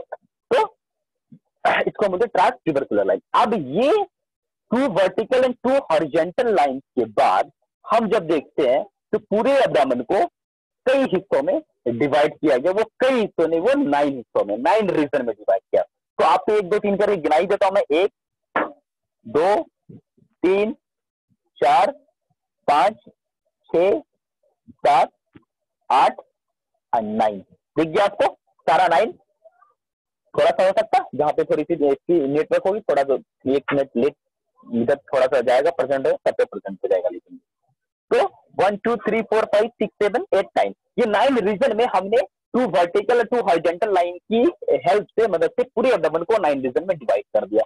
अब 9 रीजन के अपने नाम है भाई, तो 9 रीजन के नाम हम लोग देख लेते हैं, इसको मिटा दे रहा हूं। तो फर्स्ट आपको देख रहे हो, पहली जो है आप देख रहे हो यहाँ पे, मान लो इसको हम फर्स्ट कर रहे हैं, तो राइट हाइपोकॉन्ड्रियम आपको दिख रहा है, राइट हाइपोकॉन्ड्रियम। मैं जूम कर दूं, आपको जूम नहीं करना, मैं बार बार बोल रहा हूँ, तो मैं फर्स्ट पार्ट को पढ़ाऊंगा, आप अलग पार्ट को देख रहे होंगे, मिस कॉन्सेप्ट आ जाएगा। तो ये क्या है, राइट हाइपोकॉन्ड्रियम एक हो गया। दूसरा मैं साइड में लिखता हूँ ताकि आपको दिखेगी, समझेंगे। दूसरा जो आ गया epigastric region, epigastric region हो गया। तीसरा हम लोग आते हैं, ये जो आपको दिख रहा होगा थर्ड नंबर, लेफ्ट हाइपोकॉन्ड्रियम हो गया। उसके बाद इसके नीचे आ जाते हैं राइट लंबर, सबका नाम है, ये नाम आपको 9 रीजन एकदम याद रखना होगा, एकदम tip of the tongue, right lumbar. फिर उसके बाद क्या होता है, बीच का ये अम्बिलिकल रीजन। फिर क्या होता है, लेफ्ट लंबर, ये राइट लंबर, ये लेफ्ट लंबर। आपको याद रखने की बहुत तो राइट लेफ्ट से ज्यादा है, तो बस नाम याद रखें, उसमें राइट लेफ्ट लगाते चले। फिर आप नीचे आ जाओ, राइट इलियक रीजन आ गया। राइट इलियक रीजन को आपको दूसरे नाम से मिलेंगे, राइट इलियक फोसा भी मिलेगा। तो आप राइट इलियक रीजन लिखो, राइट इलियक फोसा लिखो, बोथ आर सेम थिंग। फिर ये आपका क्या आ गया, हाइपोगैस्ट्रियम या एपिगैस्ट्रियम मिक्सचर हाइपोगैस्ट्रियम, ठीक है। उसके बाद आप आ जाओ लास्ट जो हमारा लेफ्ट इलियक रीजन, उसको बोलो, या लेफ्ट इलियक फोसा बोलो। तो ये आपके एब्डोमेन के 9 रीजन है। अगर ये कॉन्सेप्ट आप लोगों का क्लियर है तो हम लोग थोड़ा सा और डीप में जाते हैं, ताकि और मजा आएगा, और मजे लेके आराम से पढ़ना, कोई टेंशन नहीं लेना है, समझना समझाना मेरा काम है, सिर्फ आप अटेंशन से देखते रहो, ठीक है। इसके लिए सिखा के मैं ये भेजूंगा ये चीजें, और ये चीज बहुत इंपॉर्टेंट है, क्योंकि आपको सपोज दैट मैं आपको बता रहा हूँ कि आपसे पूछा जाए कि किडनी कहाँ है, अभी मैं आपको सबसे लीवर पे लेते हैं, लीवर बहुत कॉमन है ना, लीवर में बार बार ले लेता हूँ आपको। तो किधर है भाई लीवर, तो सिर्फ इतना बोलने से काम नहीं चलता, राइट साइड में राइट हाइपोकॉन्ड्रियम रीजन में लीवर होता है, और कुछ पार्ट उसके एपिगैस्ट्रियम रीजन में भी होता है, और कुछ थोड़ा सा part up to the left hypochondrium तक होगा। तो भाई लीवर का जो एक्सटेंशन होगा बॉडी के ऊपर, आपको किधर होगा, तो मैं लीवर ड्रॉ करके ऑलमोस्ट यहाँ पे आपको बताने की कोशिश कर रहा हूँ। ये ड्रॉ डायग्राम है, तो थोड़ा बहुत आगे पीछे होगा, इसके लिए टेंशन नहीं, एग्जैक्ट डायग्राम अभी आपको मैं दिखाऊंगा, ठीक है। तो ऑलमोस्ट लीवर ये ऐसे जाता है, ऐसे गया, और एक मिनट, ये आपका मान लो ये आपका लीवर है, इस तरह से ये पूरा एरिया कवर करता है लीवर, जो मैं ड्रा किया ये लीवर है। तो आपको भाई पूरा पढ़ के रखोगे, जब सारे ऑर्गन को, सारे रीजन को, तो ऊपर से ही पता चलेगा। मैं आपको बता था कि सारे ऑर्गन को मैं आपको ऐसा आंख बना दूंगा एनाटॉमी पढ़ा करके कि आपको ऊपर से ही दिख जाएगा कि बॉडी में किधर कौन सा ऑर्गन है, आपको समझ में सिर्फ आनी चाहिए, ये चीज बेसिक चीज क्लियर रहना चाहिए। तो इस बेस पे हम लोग आते हैं। अब आपके पास हम लोग आते हैं एक नया डायग्राम लेकर के, और जिसमें हम उन चीजों को भी समझेंगे। इस रीजन का नाम, ये रीजन क्यों नाम रखाया, ठीक है, और दूसरी चीज प्लेन का नाम, ये प्लेन क्यों रखाया, और कौन कौन से ऑर्गन कहाँ पे मोस्टली दिखते हैं मेजरली, उन चीजों को हम लोग दूसरे डायग्राम पे आते हैं, उसमें थोड़ा सा अच्छा दिखेगा भी, ठीक है। तो ये आ गया आपका दूसरा डायग्राम, ठीक है। इसमें हमने स्किन को हटा करके उसी लाइन को उस पर क्या किया गया कि ड्रॉ किया गया है, दिख रहा है आपको? ओके, तो अब हम लोग एक एक करके चीजों को समझने की कोशिश करते हैं। पहली चीज मैं आपको बता दूं, आप यहाँ दिख रहे हैं लेफ्ट हाइपोकॉन्ड्रियल रीजन, वो आपको दिख रहा होगा। ये मैं लाइन के सिलसिले में बात कर रहा था।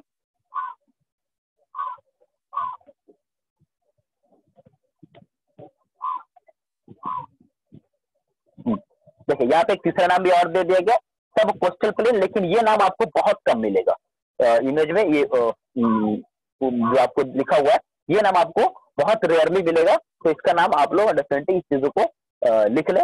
ये जो प्लेन है, इस प्लेन का जो नाम है आपका, एक मिनट, इसको कवरेज नहीं लेना होगा, ब्लू लेते, ये प्लेन है, ये जो प्लेन आपको दिख रहा है ब्लू ब्लू वाला, इसका नाम आप लोगों ने ट्रांसपाइलोरिक प्लेन लिख ले इसको, ठीक है। ये ट्रांसपाइलोरिक प्लेन है यहाँ पर। तो अब हम लोग एक एक करके समझते हैं। देखो पहला नाम इसका हम लोग ट्रांसपाइलोरिक क्यों पढ़ा। ट्रांसपाइलोरिक पढ़ने का मतलब है, अगर आप इस फिगर को बहुत अच्छे से देख रहे होगे तो थोड़ा सा मैं जूम करूंगा और आपको समझाने की कोशिश करूंगा। अब मैं सर्कल में एक ऑर्गन को ले रहा हूँ, ये ऑर्गन को मैं सर्कल में ले रहा हूँ, आपको दिख रहा होगा, ये है आपका एस्टोमक। क्या है? एस्टोमक, जो ब्लू सर्कल में आया। एस्टोमक के बाद मैं आपको येलो सर्कल में थोड़ा सा एस्टोमक के अंदर कवर करते हुए मैं फिर से 1 मिनट कर लेता हूँ ताकि आपको बहुत इजी लगे। ये मैं अब क्या कर रहे हैं, ये मैं एस्टोमक को पहले ब्लू सर्कल में ले लिया, ठीक है। अब हम लोग येलो सर्कल में एक और पार्ट को लेंगे, कुछ चीजों को समझने की कोशिश करेंगे,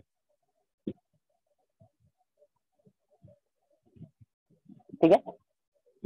तो जो येलो सर्कल में पार्ट है उसको बोलते हैं पाइलोरिक, पाइलोरस पार्ट होता है। तो एक्चुअली है क्या, जब ये ट्रांसपाइलोरिक लाइन हम क्रॉस करते हैं तो ये पाइलोरिक रीजन से होके गुजरता है बॉडी में, तो इसी वजह से इस प्लेन का नाम ट्रांसपाइलोरिक नाम रखा गया, ठीक है। तो ये डाउट क्लियर हो गया, ट्रांसपाइलोरिक नाम क्यों रखा गया। दूसरी फिर हम लोग आते हैं नीचे वाले डायग्राम, इसको हम मिटा लेते हैं, नीचे वाले डायग्राम पे आते हैं, मतलब इसी डायग्राम के नीचे वाले हिस्से पे आते हैं। मैं जूम करूंगा, आपको जूम नहीं करना, मैं बार बार करूं। अगर आप लोग यहाँ पे अच्छे से थोड़ा सा गौर करें, मैं इसको अंडर ले रहा हूं ताकि आपको तो मैं ब्लू कलर से एक सर्कल ड्रॉ करूंगा।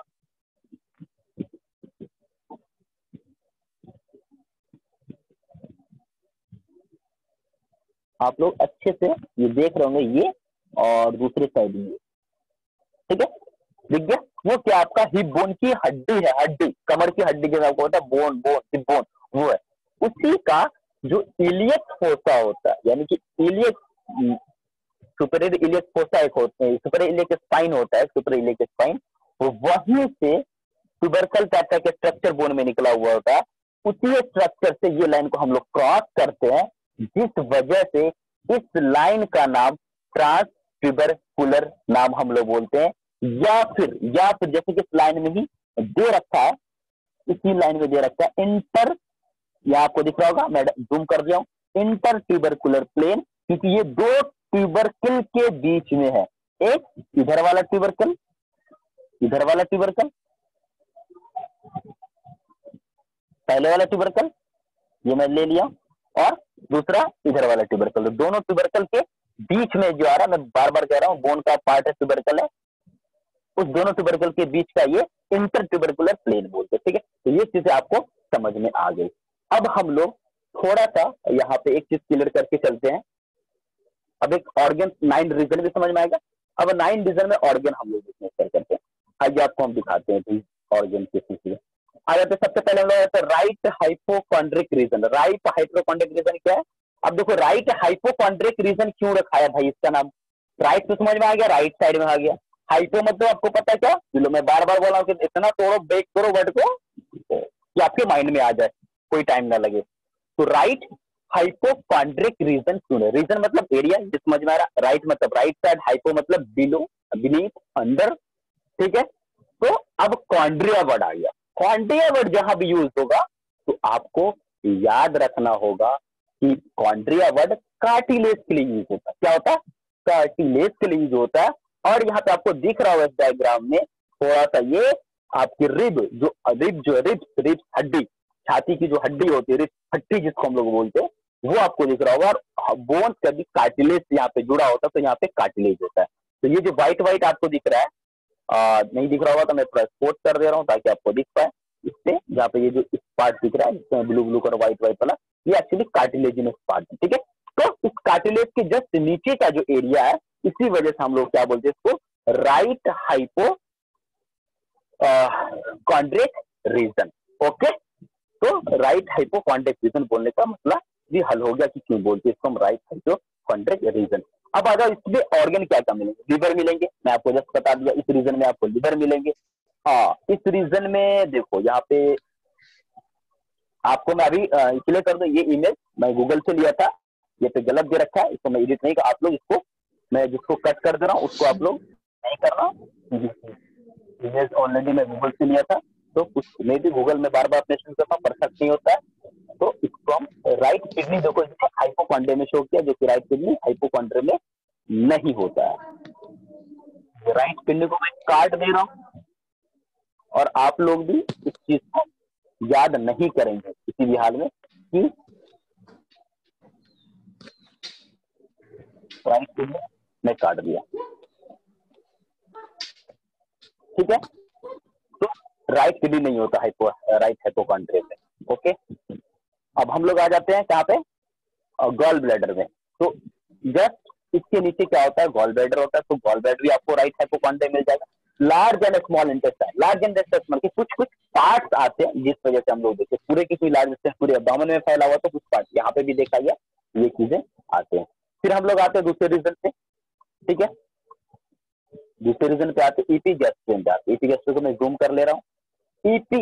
ईपी मतलब एवं गैस्ट्रिक वर्ड आपको मैं जब टर्मिनोलॉजी पढ़ाया था, एक क्लास दे लिया था, आपको बताया था बेटा गैस्ट्रो वर्ड जो है, गैस्टर वर्ड जो उसके लिए स्टमक के लिए यूज करते हैं। और आईसी क्या था? आईसी सफिक्स था, याद होगा आपको। तो और आईसी सफिक्स मतलब पर्टेनिंग टू, रिलेटेड टू।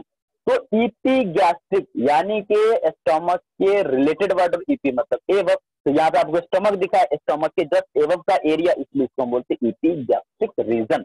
और ईपी गैस्ट्रिक रीजन में आपको क्या मिलेगा भाई? तो लिवर मिलेगा, ठीक है, ये लिवर मिलेगा, स्टमक मिलेगा, स्प्लीन मिलेगा, ड्यूडेनम मिलेगा, एड्रिनल ग्लैंड मिलेगा, पैनक्रियास। ये सब ऑर्गन के नाम है, आपको अभी सिर्फ नाम याद रखना है, ठीक है। फिर हमारे एक एक जब क्या कहते हैं कि क्लास में हम लोग करेंगे एक एक ऑर्गन का, फिर एक एक ऑर्गन का स्पेशल हम लोकेशन देखते हैं, फिर उस टाइम हम लोग पढ़ते हैं कि किस रीजन में क्या। अभी मैं पिछले आपको रीजन समझा रहा हूँ, ऑर्गन कैसे हम लोग एडवांटेज उसकी क्या है वो मैं समझा रहा हूँ, ठीक है।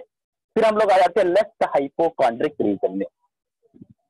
आ जाते हैं लेफ्ट हाइपोकॉन्ड्रिक रीजन में आ जाते हैं। देखो इसमें भी लेफ्ट किडनी शो करता है, डेफिनेटली एग्जैक्ट लेफ्ट किडनी आती नहीं है, तो उससे भी मैं कहूंगा कि आप इसको मेंशन नहीं करना। लेफ्ट हाइपोकॉन्ड्रिक रीजन में, अब हाइपोकॉन्ड्रिक नाम रखने का सेम वही राइट वाला फंडा होगा, क्योंकि इधर लेफ्ट है तो लेफ्ट लगा दिया गया। तो लेफ्ट जो किडनी सॉरी जो हाइपोकॉन्ड्रिक रीजन है, उस लेफ्ट हाइपोकॉन्ड्रिक में लिवर टिप्स होते हैं। अगर आप सही से देखो तो लिवर यहाँ पे बिल्कुल यहाँ पे देखो, ये लिवर है। मैं थोड़ा सा जूम कर रहा हूँ, आपको नहीं करना, मैं बार बार कह रहा हूँ। मैं उसको थोड़ा सा ये ले रहा हूँ, इस पार्ट से आप देख रहे हो रेड वाला सर्कल जो ले रहा हूँ मैं, आपको देख रहा होगा। तो यहाँ तक आके खत्म हो गया एकदम टिप। तो थोड़ा सा टिप ऑफ द लीवर देखा गया कि लेफ्ट वाले जो रीजन है वहां पे भी पहुंच जाती है। इस वजह से हम लोग थोड़ा सा लेफ्ट इसमें भी इंक्लूड कर देते हैं। या फिर ये लाइन जो आपका left lateral line up to the left lateral line भी एक्सटेंशन हम लोग लीवर का देखते हैं, जो कि लीवर के सेपरेट क्लास हम लोग और देखते से देखेंगे। फिर स्प्लीन है, लार्ज एंड स्मॉल इंटेस्टाइन है, ये आपको पता ही है। अब हम लोग आ जाते हैं फिर से right side, right lumbar region. देखो राइट का मतलब राइट, फिर समझो लंबर मतलब आपको यहाँ पे समझाना है। देखो लंबर क्या है, जो हम लोग वर्टिब्रा पढ़ेंगे ना, वर्टिब्रीज पढ़ेंगे वहां पे, जो आपका बैकबोन होते हैं, बैकबोन बहुत सारे वर्टिब्रेज बने होते हैं, thoracic vertebrae, cervical vertebrae, lumbar vertebrae, ये सारे वर्टिब्रीज से बने होते हैं, ठीक है। तो वो सारे वर्टिब्री से जो बने होते हैं, तो इस रीजन में ये दो लाइन के बीच के जो रीजन होते हैं, उस रीजन के बीच को एग्जैक्टली हम लोग लियोन रीजन बोलते हैं, और या लंबर रीजन बोलते हैं। एक्चुअली लियोन से ही लंबर आया, लियोन भी एक लैटिन वर्ड है, ठीक है। तो वहां से ही एक ड्राइव होकर के वर्ड है लंबर। लंबर का मतलब यही होता है कि जो आपका ये जो आप एग्जैक्ट मैं समझा रहा हूँ, एग्जैक्ट समझ में, लंबर का मतलब क्या होता है, किस एरिया को हम लंबर एरिया बोलते हैं। जो कोस्टल, आप लोग थोड़ा सा डायग्राम कुछ नहीं करना, मैं सब कुछ करूंगा डायग्राम के साथ से। ये जो लाइन खत्म हुआ, मैं ब्लू ले लेता हूँ, इस रेट पे ऑलरेडी है ही। तो ये जो लाइन यानी देख रहे हो खत्म हो रहा, और इस साइड पे आ जाओ आप, ये जो कार्टिलेज हड्डी वाली मसला था, वो जो रिब का मसला था, वो सारा खत्म हुआ। तो यहाँ से लेकर के जहाँ पे खत्म हुआ आपका, आप अपने साइड में भी अपने आप को भी आप करके चेक कर सकते हो। और नीचे ये जो कमर की जो हिप बोन है, इसकी जो टॉप है, मान लो ये टॉप रीजन है, टॉप रीजन, इस दोनों के बीच का, इस दोनों के बीच का जो ये येलो कलर से मैं एरिया दे रहा हूँ, इस दोनों के बीच का जो एरिया है, उसी एरिया को हम लोग क्या बोलते हैं, लंबर रीजन बोलते हैं। तो इसी वजह से राइट साइड में तो right lumbar region, left side में होगा तो लेफ्ट लंबर रीजन हो जाएगा। तो राइट लंबर में ascending colon, small intestine and right kidney, ठीक है। राइट में राइट किडनी, फिर आ जाते हैं अम्लाइकल रीजन में, हम लोग आ जाते हैं, कहा जाते हैं अम्लाइकल रीजन में। अम्लाइकल रीजन में आप हम लोग देख सकते हैं, अम्लाइकल में जो नाभि है, डोरी, इसके लिए यूज होता है। तो डेफिनेटली ये नाभि थोड़ी की वहीं पे ये एरिया होता है, इस वजह से इसको अम्लाइकल रीजन बोलते हैं। इसमें आपको क्या क्या दिखने को मिलेगा, जेजुनम मिलेगा, स्मॉल इंटेस्टाइन मिलेगा एंड ट्रांसवर्स कोलन मिलेंगे। ये सब नाम है, ट्रांसवर्स कोलन लार्ज इंटेस्टाइन के पार्ट जब हम लोग करेंगे, ascending colon, descending colon, transverse colon, sigmoid colon, तो उसमें एक हम ट्रांसवर्स कोलन पढ़ेंगे जो कि यहाँ पे मिलता है, ठीक है। अब हम लोग जाते हैं left lumbar region. Left lumbar region भी समझ में आ गया होगा कि भाई इसका लेफ्ट लंबर क्यों नाम है, क्योंकि वही फंडा जो राइट में इधर लगा दिया है। Descending colon and small intestine and left kidney इनके रीजन में मिलते हैं, ठीक है। अब हम लोग आ जाते हैं क्या, राइट इलियक रीजन या राइट इलियक फोसा। यहाँ पे इलियक, अब इसका भाई पढ़ा, इलियक इसका नाम इसलिए पड़ा कि जो हिप बोन होते हैं ना, जब हम लोग हिप बोन पढ़ेंगे तो उसमें आपको मैं पढ़ाऊंगा कि हिप बोन कोई एक बोन नहीं है, वो 3 बोन से मिलकर बने हुए होते हैं, इलियम, इस्कियम, प्यूबिक। तो इलियम सबसे ऊपर वाले बोन होते हैं, हिप बोन जो पूरे होते हैं कमर की हड्डी, वो अकेला बोन नहीं होता, 3 बोन के मिल करके बने हुए होते हैं, ठीक है। तो इलियक वाला बोन जो होता है, इलियक बोन जब हम लोग पढ़े उसमें थोड़ा सा फोसा मिलेगा। फोसा देखो किसको बोलते हैं, आपको मैं अभी समझा दूं कि आप अपने तल, अपने मतलब ताल यानी तलस्ती जिसको बोलते हैं, हाथ का अभी उठा के चेक करो, मैं अभी जस्ट समझा दे रहा हूँ फोसा 2 मिनट किसको बोलते हैं।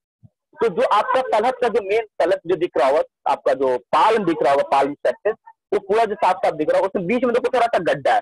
तो कोई सरफेस पे अगर गड्ढा होता है, किसी भी बोन पढ़ेंगे हम लोग, बोन के सरफेस पे अगर गड्ढा होता है उसको हम लोग फोसा बोलते हैं। तो आपके हैंड में भी जो दिख रहा होगा ना, अभी पूरे हैंड को अगर इस तरह पानी डालोगे बीच सेंटर में चला जाएगा, तो थोड़ा सा गड्ढा होता है, ढलान जिसको बोले, स्लोप बोल रहे हैं, सेंटर में होता है, उसी चीज को हम लोग फोसा बोलते हैं। तो इलियक बोन जो हम लोग देखेंगे, अब एग्जैक्टली जब मैं लाइव बोन भी आपको दिखाऊंगा, जब हम लोग ऑफलाइन क्लास पे आएंगे तो आपके कॉलेज में, तो बोन आपको वहां पे मैं फोसा भी दिखाऊंगा।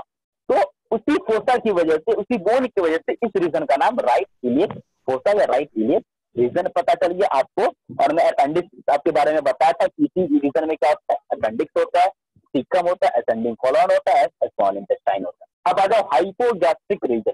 अब इसका नाम हाइपोगैस्ट्रिक क्यों है, क्योंकि ये स्टमक के नीचे का, भाई ऊपर गैस्ट्रियम तो नीचे इसका नाम रख दो हाइपोगैस्ट्रिक, हाइपो मतलब बिलो, ठीक है। तो हाइपोगैस्ट्रिक इसमें क्या होता है, ब्लैडर, यूरिनरी ब्लैडर आ गया, सिग्मोइड कोलन आ जाते हैं, आपको दिख रहा होगा, small intestine and reproductive organ, और जो फीमेल है तो फीमेल रिप्रोडक्टिव ऑर्गन, मेल है तो मेल रिप्रोडक्टिव ऑर्गन आ जाता है, ठीक है। फिर हम लोग आ जाते हैं लेफ्ट इलियक रीजन में। लेफ्ट इलियक रीजन में क्या है, लेफ्ट इलियक रीजन का नाम रखने का सेम फंडा, जो राइट साइड है इसमें से भी लेफ्ट लगा लेना है। इसमें क्या होगा भाई, सिग्मोइड कोलन यहाँ पे भी होगा, डिसेंडिंग कोलन होंगे एंड स्मॉल इंटेस्टाइन। तो ये सारे रीजन को आपको याद रखना है, मेनली नाम याद रखना है कि अगर आपको बोले कोई कि लेफ्ट इलियक रीजन कौन है, तो आपको एग्जैक्ट माइंड में आना चाहिए, अच्छा भाई ये लेफ्ट इलियक रीजन है, ताकि जब हम भिसरास पढ़ेंगे एक ही करके उससे मैं बताऊंगा आपको right kidney is located mainly in the right lumbar region. तो आप उस टाइम कंफ्यूज नहीं होना भाई कि राइट लंबर रीजन कौन है, ठीक है। तो हम लोग इस 9 रीजन को कंप्लीट कर लिया और आज की सेशन ऑलमोस्ट 1 आवर हो चुकी है, तो हम लोग कंप्लीट कर ले। कल के सेशन में हम लोग क्या करेंगे, थोड़ा सा सिर्फ लोअर लिम्ब का मूवमेंट बच गया, उसके बाद हम लोग सिस्टेमिक एनाटॉमी में मूव कर जाएंगे, जिससे कि हम लोग बेसिक जिसके कंप्लीट हो गए वो मजा करेंगे अपने क्या कहते हैं कि सिस्टेमिक करने में। तो अब हम लोग क्या करते हैं, क्वेश्चन सेशन कर लेते हैं, ताकि अब जिनकी आपके क्वेश्चन होंगे मैं क्वेश्चन ले लूंगा तो ज्यादा बेहतर हो जाएगा। तो आप लोग का जो भी क्वेश्चन हो प्लीज हमसे आप लोग शेयर कर लें।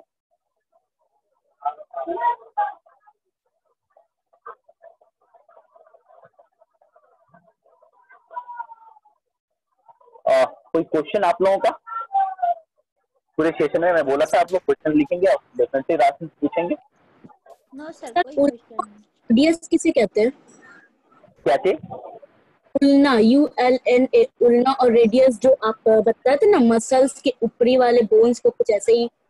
हाँ देखो, अलेना रेडियस किसको बोलते हैं, ये आपका क्वेश्चन है, ठीक है। तो अलेना रेडियस से है, देखो जब मेरे एक ह्यूमन, मेरा नहीं मतलब कि सारे ह्यूमन बीइंग के अंदर में 206 हड्डी हम लोग करते ना होते हैं, तो भाई 206 हड्डी तो नाम होंगे ना, अपने अपने सबके नाम होंगे।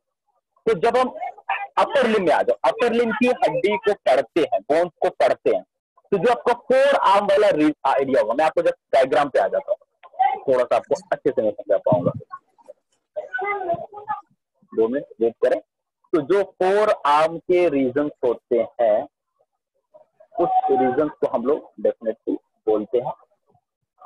डायग्राम इससे आ जाओ, यहाँ पे हमें ये जो एरिया है 4 आर्म या एंटी ब्रेकियम, जिसको मैं सर्कल के अंदर ले लिया, यहाँ पे इतनी दूर में 2 हड्डियां होती है। एक क्या होता है कि कलर अलग कर लूं, एक मान लो बना दिया मैं यहाँ पे आपको, थोड़ा सा 1 मिनट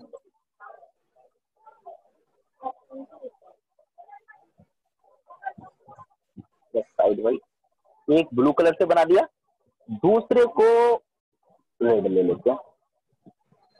तो इतनी दूरी में 2 हड्डियां होती, तो जो ब्लू कलर का होगा, मतलब ब्लू कलर का मतलब आपकी बॉडी में ढूंढने लगना कि कौन सर उसको ब्लू कलर बताए, तो ब्लू कलर की हड्डी मैं यहाँ पे समझा रहा हूँ। ब्लू कलर कहने का मतलब यहाँ पे कि जो आपका लैटरल होगा, आप देखो लैटरल मीडियल का कंसेप्ट कितना यूज होता है, मैं अभी जस्ट आपको बता रहा हूँ, इसी बॉडी पे लैटरल मीडियल भी आपको समझ में आ जाएगा। और अच्छे से जो लैटरल साइड में होगा उस बोन को हम लोग रेडियस बोलते हैं, ठीक है। और जो मीडियल साइड में होगा उसको हम अल्ना बोलते हैं। तो ये हड्डी का नाम है, बोन का नाम। अब मीडियल लेटर कैसे समझ में आएंगे, देखो अब यहाँ से मैं ये तो थोड़ा हैंड को आगे कर रखा है बंदा, थोड़ा सा एक्सटेंड कर रखा है, मान लो बिल्कुल एनाटॉमिकल पोजीशन में चला जाएगा तो हैंड थोड़ा और बॉडी की तरफ मूव कर जाएगा, यानी कि हैंड थोड़ा इस साइड और मूव करेगा। समझ में आ रही है ना आपकी बात, पूरी बॉडी से सटेगी तो इस तरफ और मूव करेगा। तो अगर हम यहाँ से एक मीडियन लाइन ले लेते, ये रेड कलर का आपको मैं बता रहा हूँ, मीडियन लाइन ले जो आपको मैं बता रहा था बार बार, मीडियन लाइन बिल्कुल बॉडी के सेंटर में। अब यहाँ पे 2 बोन है भाई, तो ब्लू वाले बोन, अभी मैं ब्लू रेड करके नाम बता रहा हूँ, ब्लू वाले बोन को मीडियल बोलेंगे, मीडियल बोन, या रेड वाले को बोलेंगे। अब आपको यहाँ पे याद करना है कि जो रेड वाला बीच का मीडियन लाइन है, मीडियन एम से मीडियन लाइन, तो भाई मीडियन लाइन से किसकी दूरी पड़ रही, प्लीज म्यूट रख, किसकी दूरी कम पड़ रही, तो रेड वाले की क्या पड़ रही है, कम पड़ रही है। तो रेड वाले नजदीक है मीडियम लाइन से, तो ये जो बोन होगा वो मीडियल ही होगा। और जो ब्लू वाली है वो कहीं रेड वाले से कहीं दूरी पे, ज्यादा दूरी पे, तो उसको हम लेटरल बोलेंगे। तो यहाँ पे जब 2 बोन है तो भाई अल्ना आपसे पूछा जाए बॉडी में मीडियल ही है या लेटरल ही है, तो रेड वाला को अल्ना हम बता रहे हैं, तो रेड वाला अल्ना है, तो भाई आपको बताना है ये सर, ये आप हमारी बॉडी में ये क्या कहते हैं कि मीडियल ही है, और जो रेडियस है वो क्या कहते हैं कि लेटरल है। मैं जब पढ़ाता हूँ जब ये रेडियस करना, तो वहां पे भी ये सब चीजें बताऊँ आपको, आप बातें रख दियो तो मैं ट्रिक बता देता हूँ याद रखने का, तो रेडियल कैसे याद रखेंगे सर, रेडियस मीडियल है कि लेटरल है, अल्ना मीडियल है कि लेटरल है, कंफ्यूजन होगा। तो आप सबने एक लाइन का नाम सुना, RL का नाम सुना, RL पानी का बोतल जो आता है, बहुत कॉमन है, बहुत कॉमन है। कोई भी हॉस्पिटल अगर रिलेशन रखोगे तो RL, R से क्या होगा रेडियस और L से क्या होगा लेटरल, तो रेडियस इज ऑलवेज लेटरल, तो अल्लाह पता चल जाएगा, एक रेडियस तो दूसरा मीडियल। बात समझ आ गई? तो ये सब याद करने की बहुत सारी, मैं निमोनिक बहुत सारी ट्रिक, सारे जब सब्जेक्ट खुलते रहते हैं तो मैं उस पर बहुत खजाना दूंगा। एक एक जब टॉपिक आते रहेंगे तो डेफिनेटली आज आ गई तो मैं थोड़ा सा बता दूं। ठीक है, और कोई आप लोगों में किसी का क्वेश्चन?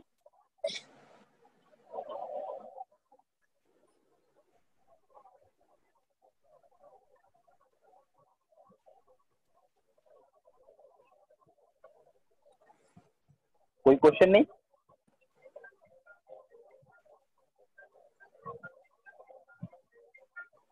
सर आप जो कल बताए थे superficial is close to skin, जो डायग्राम आप दिए थे सर्कल का, तो वो किस तरह से समझेंगे? वो सुपरफिशियल थोड़ा सा बता दीजिए ना सर। सुपरफिशियल और डीप समझने के लिए मैं आपको बताऊंगा ये कि कभी भी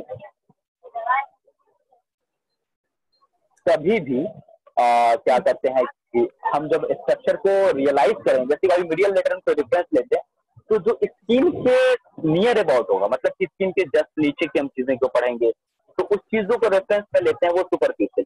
जो स्किन से बहुत ज्यादा डीप जाता हुआ होगा, समझ में आ रही, जो डीप अंदर, डीप मतलब के अंदर जाता हुआ नजर आएगा, उस स्ट्रक्चर को हम सेंस लेंगे कि डीप स्ट्रक्चर। डीप और superficial is a common word है, कोई हेवी वर्ड भी नहीं है, तो इसमें आई थिंक कुछ ज्यादा भी नहीं हम लोगों का ना, बस इतना समझना है कि जो जब कोई स्ट्रक्चर का रिलेशन लेंगे तो स्किन से जो नजदीक या सुपरफिशियली लगेंगे चीजें को, तो उसको हम सुपरफिशियल स्ट्रक्चर बोलेंगे। जो डीप लगेगा वो डीप स्ट्रक्चर हम लोग बोलेंगे। अंदर की जाता है, डीप में अंदर जाता हुआ स्ट्रक्चर होगा तो डीप। ठीक है, ओके जी। तो और आप लोगों का कोई क्वेश्चन नहीं है तो मैं अब अपनी सेशन को कंप्लीट करता हूँ। और कल की क्लास में अभी बता दे रहा हूँ, जो लोअर लिम्ब का, वैसे मैं ग्रुप में भी डाली दूंगा लोअर लिम्ब के। Sorry to interrupt you sir.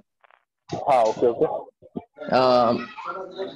सारे पार्टिसिपेंट से रिक्वेस्ट है कि जो वो अपने नाम से यानी कि आईडी बनाए, वो जो रेडमी है ना, तो मतलब वो जी आपके जो आपका नाम है वो नाम से आप आईडी बनाए, ठीक है?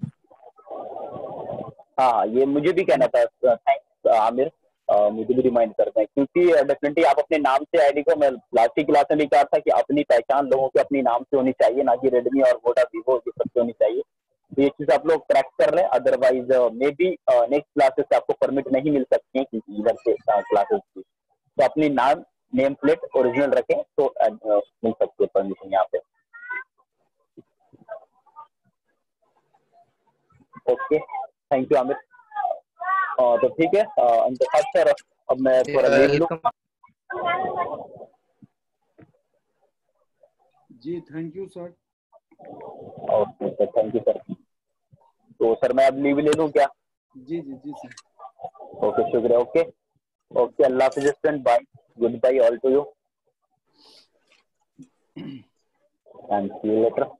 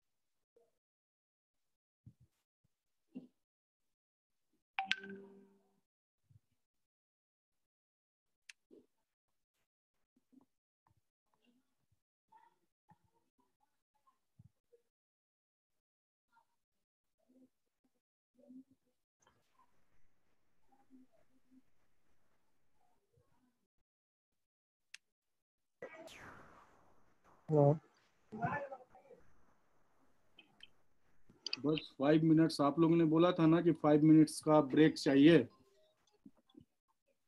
पिछले क्लास में। Yes sir. सर सर एक बार सर रिमाइंड करवा दीजिए ना, कल सर क्लास क्या में क्या सब हुआ था? एक्चुअली सर कल मेरा क्लास मिस हो गया था। कल मजहर सर का क्लास था आप ना? नहीं लिए थे सर? नहीं। Thank you sir.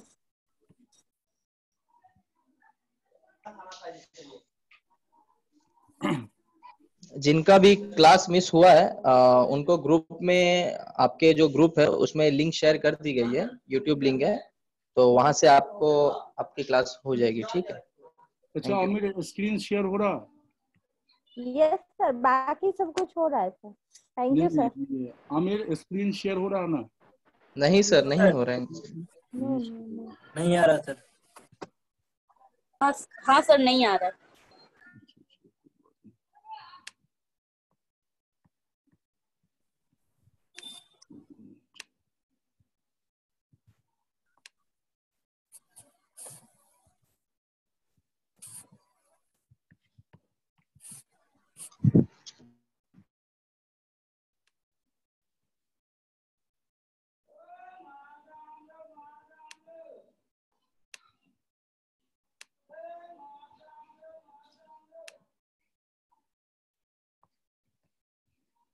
आ गया सर। अभी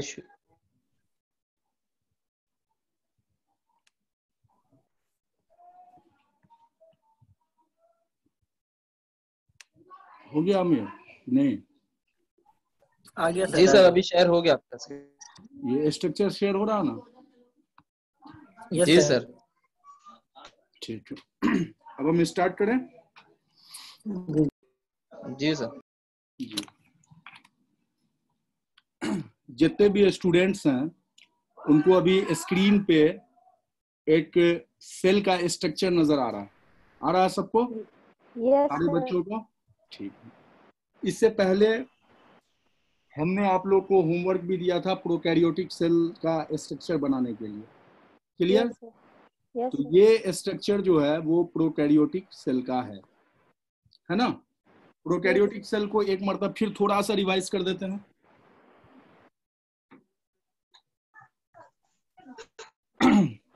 हमने बताया था कि जो किंगडम मोनेरा होता है, किंगडम मोनेरा का जो कैरेक्टरिस्टिक था, पहला कैरेक्टरिस्टिक था कि वो यूनिसेलुलर है, एक सेल वाला। दूसरी बात है कि ये प्रोकैरियोट है।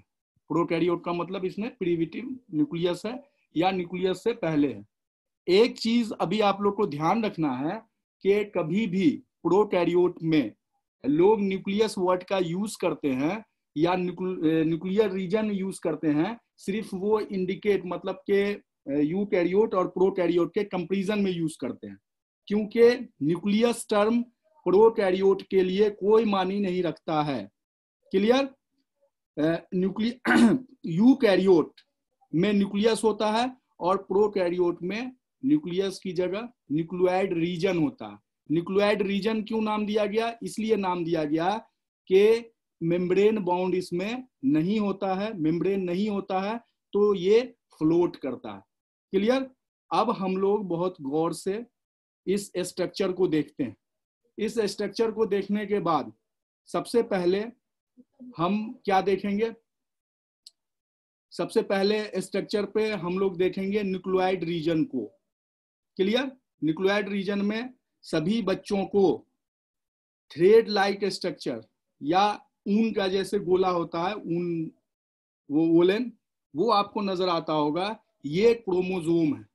ये क्या है? क्रोमोसोम है।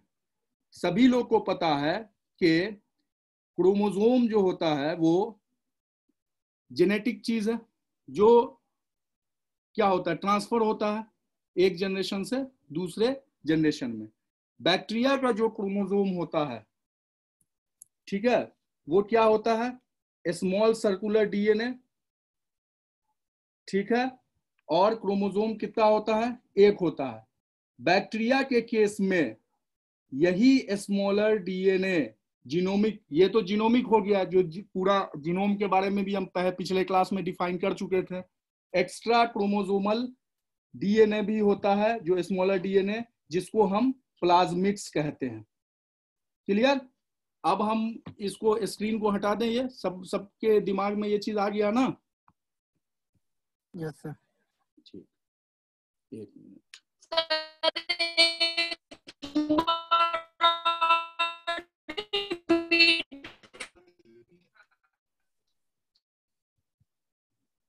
मिनट।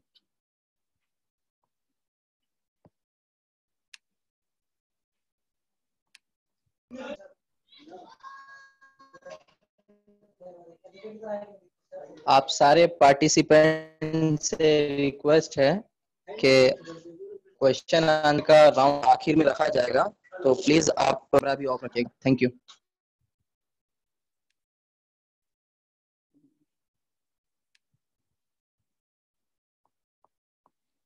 मेरे साथ कुछ टेक्निकल इश्यू हो रहा, फिर से हम लॉगिन करें आमिर, क्योंकि वीडियो ऑन नहीं हो रहा। वीडियो ऑन हुआ है? ऑन है सर, ऑन है। Yes sir. जी सर जी। क्योंकि हमको थोड़ी दिक्कत हो जाती है कि जब तक मतलब हमको जो एक्सप्रेशन होता है, एक मिनट इधर,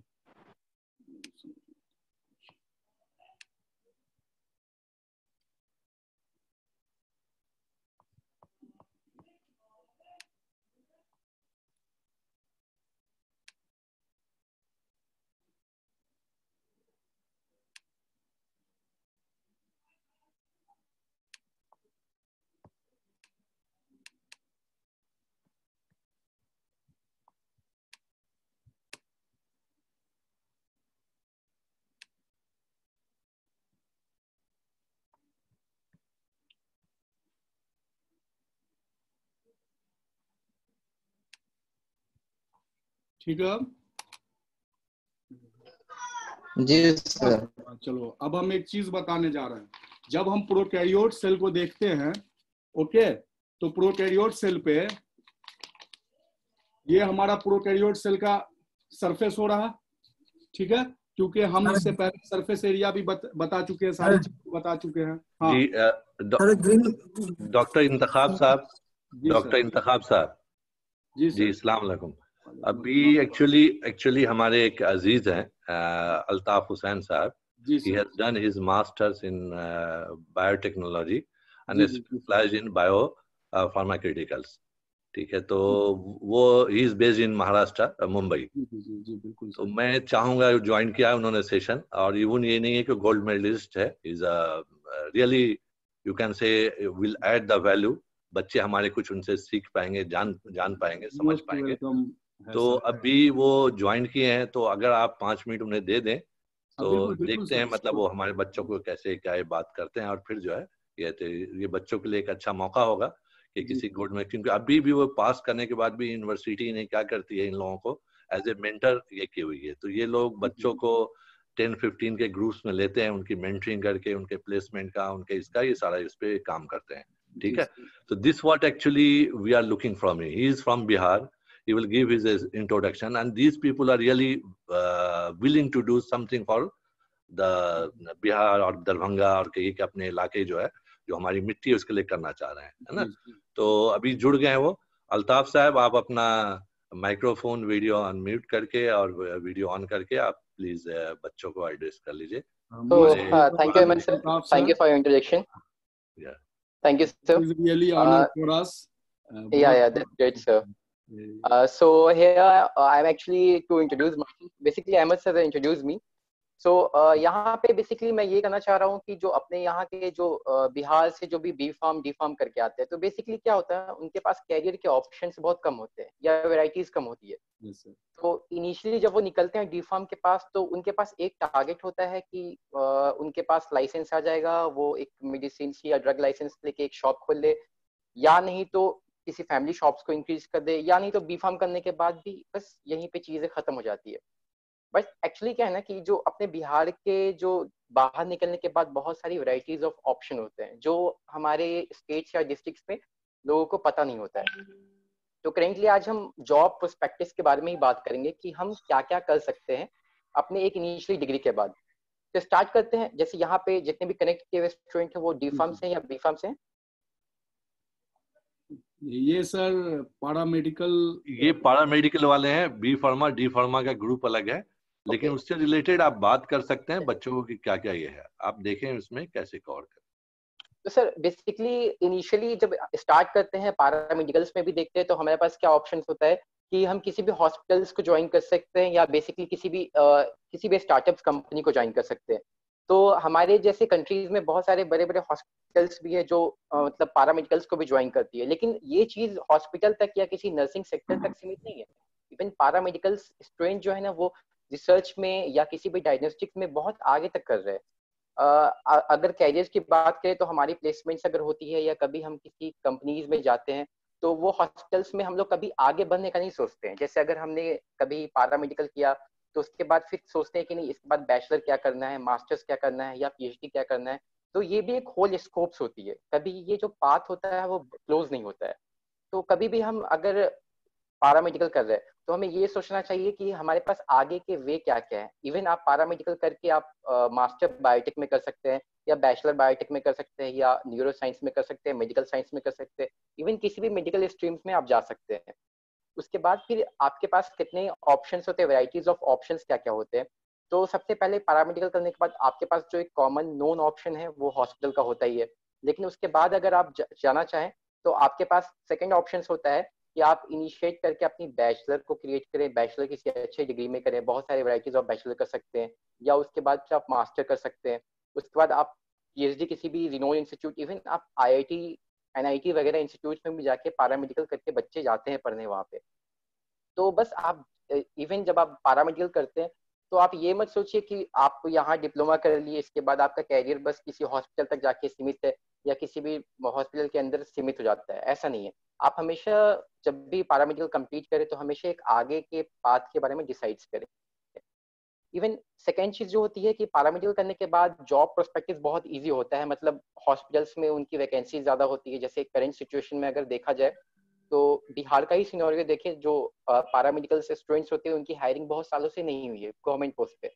और अगर पीएमसीएच डीएमसीएच कहीं का भी सिचुएशन देखें तो हमारे पास जो 28,000 पे 1 डॉक्टर है और 80,000 पे एक नर्सेस के अप्रॉक्स में है।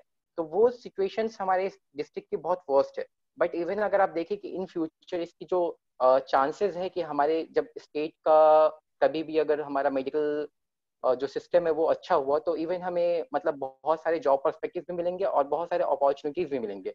तो कल के लिए आपको बेटर करना है, कल के लिए बेटर करना है तो आपको हमेशा कंपटीशंस में रहना पड़ेगा। अगर हम कंपटीशन में नहीं है, क्योंकि बहुत सारे लोग ऐसा होते हैं कि पैरामेडिकल करने के बाद भी कई लोग बैचलर मास्टर करने के बाद एम्स वगैरह इंस्टीट्यूट्स में जाके अच्छा कुछ करते हैं, ट्रेनिंग लैब ज्वाइन करते हैं, ऐसा करते हैं। तो हमेशा ये सोचिए कि आप आगे क्या करना चाहते हैं, बेसिकली आप आगे कैसे मूव कर पाइएगा, ये सब चीज के बारे में आपको पहले से प्लान करना पड़ेगा। सेकेंडली अगर हम देखें, हेलो जी जी सर आपकी आवाज आ रही है, कंटिन्यू सर। और बहुत ही अच्छी बात मैं चाहता हूँ कि नेक्स्ट कोई भी अगर बच्चे उनको कुछ ऐसा क्वेश्चन पूछना है तो वो पूछ सकते हैं। बेसिकली स्कोप्स, फ्यूचर्स, कैरियर कुछ भी पूछ सकते हैं। अभी अपने जितने भी स्टूडेंट्स हैं यहाँ पे उनके लिए एक अच्छा मौका है, वो कोई भी क्वेश्चन सर से पूछ सकते हैं। एक्चुअली मिस्टर अल्ताफ, आज का सेशन ये था कि अनप्लान्ड, जस्ट आपको इंट्रोडक्शन में था, जस्ट आई पुल्ड यू, है ना, तो इंट्रोड्यूस बच्चों से करा देना था। Then will see how we और these student can get benefited. वो हम लोग डिस्कस करके प्लान करके कर लेंगे, ये ताकि कम से कम आप बच्चों से इंट्रोड्यूस हो जाए, बच्चे आपकी शक्ल देख लें, आपके बारे में जाने, तो देन वी विल स्टार्ट। क्योंकि हमारे फार्मेसी के क्लासेस जो है वो नेक्स्ट मंथ से स्टार्ट होना है और इनके भी ये अभी फाउंडेशन 15 डेज के फाउंडेशन क्लासेस है, तो इनके रेगुलर क्लासेस भी अगस्त सेकेंड वीक से स्टार्ट होना है। दैट टाइम डेफिनेटली हम लोग देखते हैं कैसे हैं। And thank you very much for your time. मैं आपका तो डिटेल शेयर कर रहा हूँ, जो ये है कॉन्टैक्ट ये नहीं किया है वो, क्योंकि आप फिर आपसे जब स्केड्यूल और सारे आपके एग्री हो जाएंगे then you will join and you can spare time and you can address this strength. Sure. Okay. So thank you very much. God bless you. Looking forward to see you again and again. Okay. Salam alaikum. Thank you.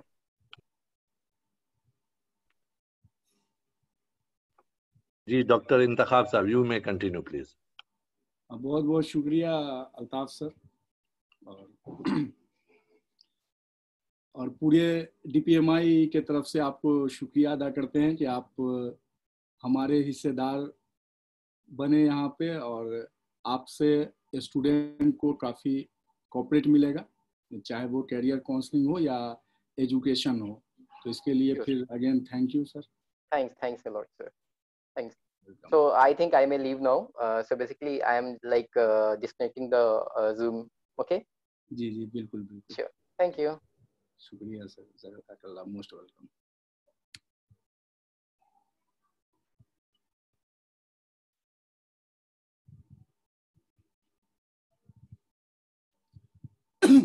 अब हम लोग session को continue करते हैं, और आप लोग के लिए बहुत अच्छी अपॉर्चुनिटी है, जो हमारे टीम में हर तरह के लोग हैं और इतने हाईली क्वालिफाई लोग, जिससे आप बिल्कुल फ़ायदा उठा सकते हैं अगर सही से अपने कैरियर का चुनाव करें। और उससे भी ज़्यादा फ़ायदा होगा कि आप हमारे इंस्टीट्यूट में एडमिशन लें और यहाँ पर अपने कैरियर को एक नई उड़ान दें, नई दिशा दें। थैंक यू बच्चों। अब हम लोग शुरू करते हैं। हम आप लोग को बता रहे थे कि प्रोकैरियोटिक सेल, मान लिया ये हम सरफेस एरिया तो सबको बता चुके हैं। सर ग्रीन स्क्रीन यूज हो रहा है सर, कुछ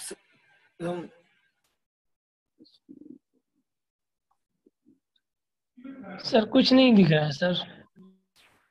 yes sir, green screen use हो रहा है। सर इधर तो दिख रहा है। नहीं दिख रहा है। नेटवर्क प्रॉब्लम होगा सर। नेटवर्क प्रॉब्लम नहीं है सर, ग्रीन स्क्रीन यूज हो रहा है तो क्लियर नहीं दिख रहा। आपका डिस्प्ले आ रहा है। अब क्लियर है? अब क्लियर है? जी जी सर क्लियर है सर, बिल्कुल क्लियर होगा। चलिए, आपका प्रॉब्लम सॉल्व हुआ। अब आप लोग म्यूट हो जाइए। अभी उस दिन हम बता रहे थे कि हम लोग जो है सरफेस एरिया किसी चीज को देखते हैं, ठीक है। आज हम देखने वाले हैं प्रोकैरियोटिक सेल को, कि प्रोकैरियोटिक सेल के सरफेस एरिया को देखेंगे, जो बाहर से सरफेस, इसका जो हम लोग 2 डायमेंशनल या 3 डायमेंशनल व्यू देखेंगे। तो सरफेस पे हमको कौन कौन सा स्ट्रक्चर मिल सकता है, क्लियर। तो सरफेस पे हम लोग 3 स्ट्रक्चर को देखेंगे। एक स्ट्रक्चर होगा हमारा फ्लैक्सिला, ठीक है। अभी हमने स्क्रीन शेयर किया था तो सारे लोग फ्लैक्सिला को देखे थे, लॉन्ग थ्रेड लाइक स्ट्रक्चर। दूसरा फिम्ब्रिया और तीसरा पिलाई।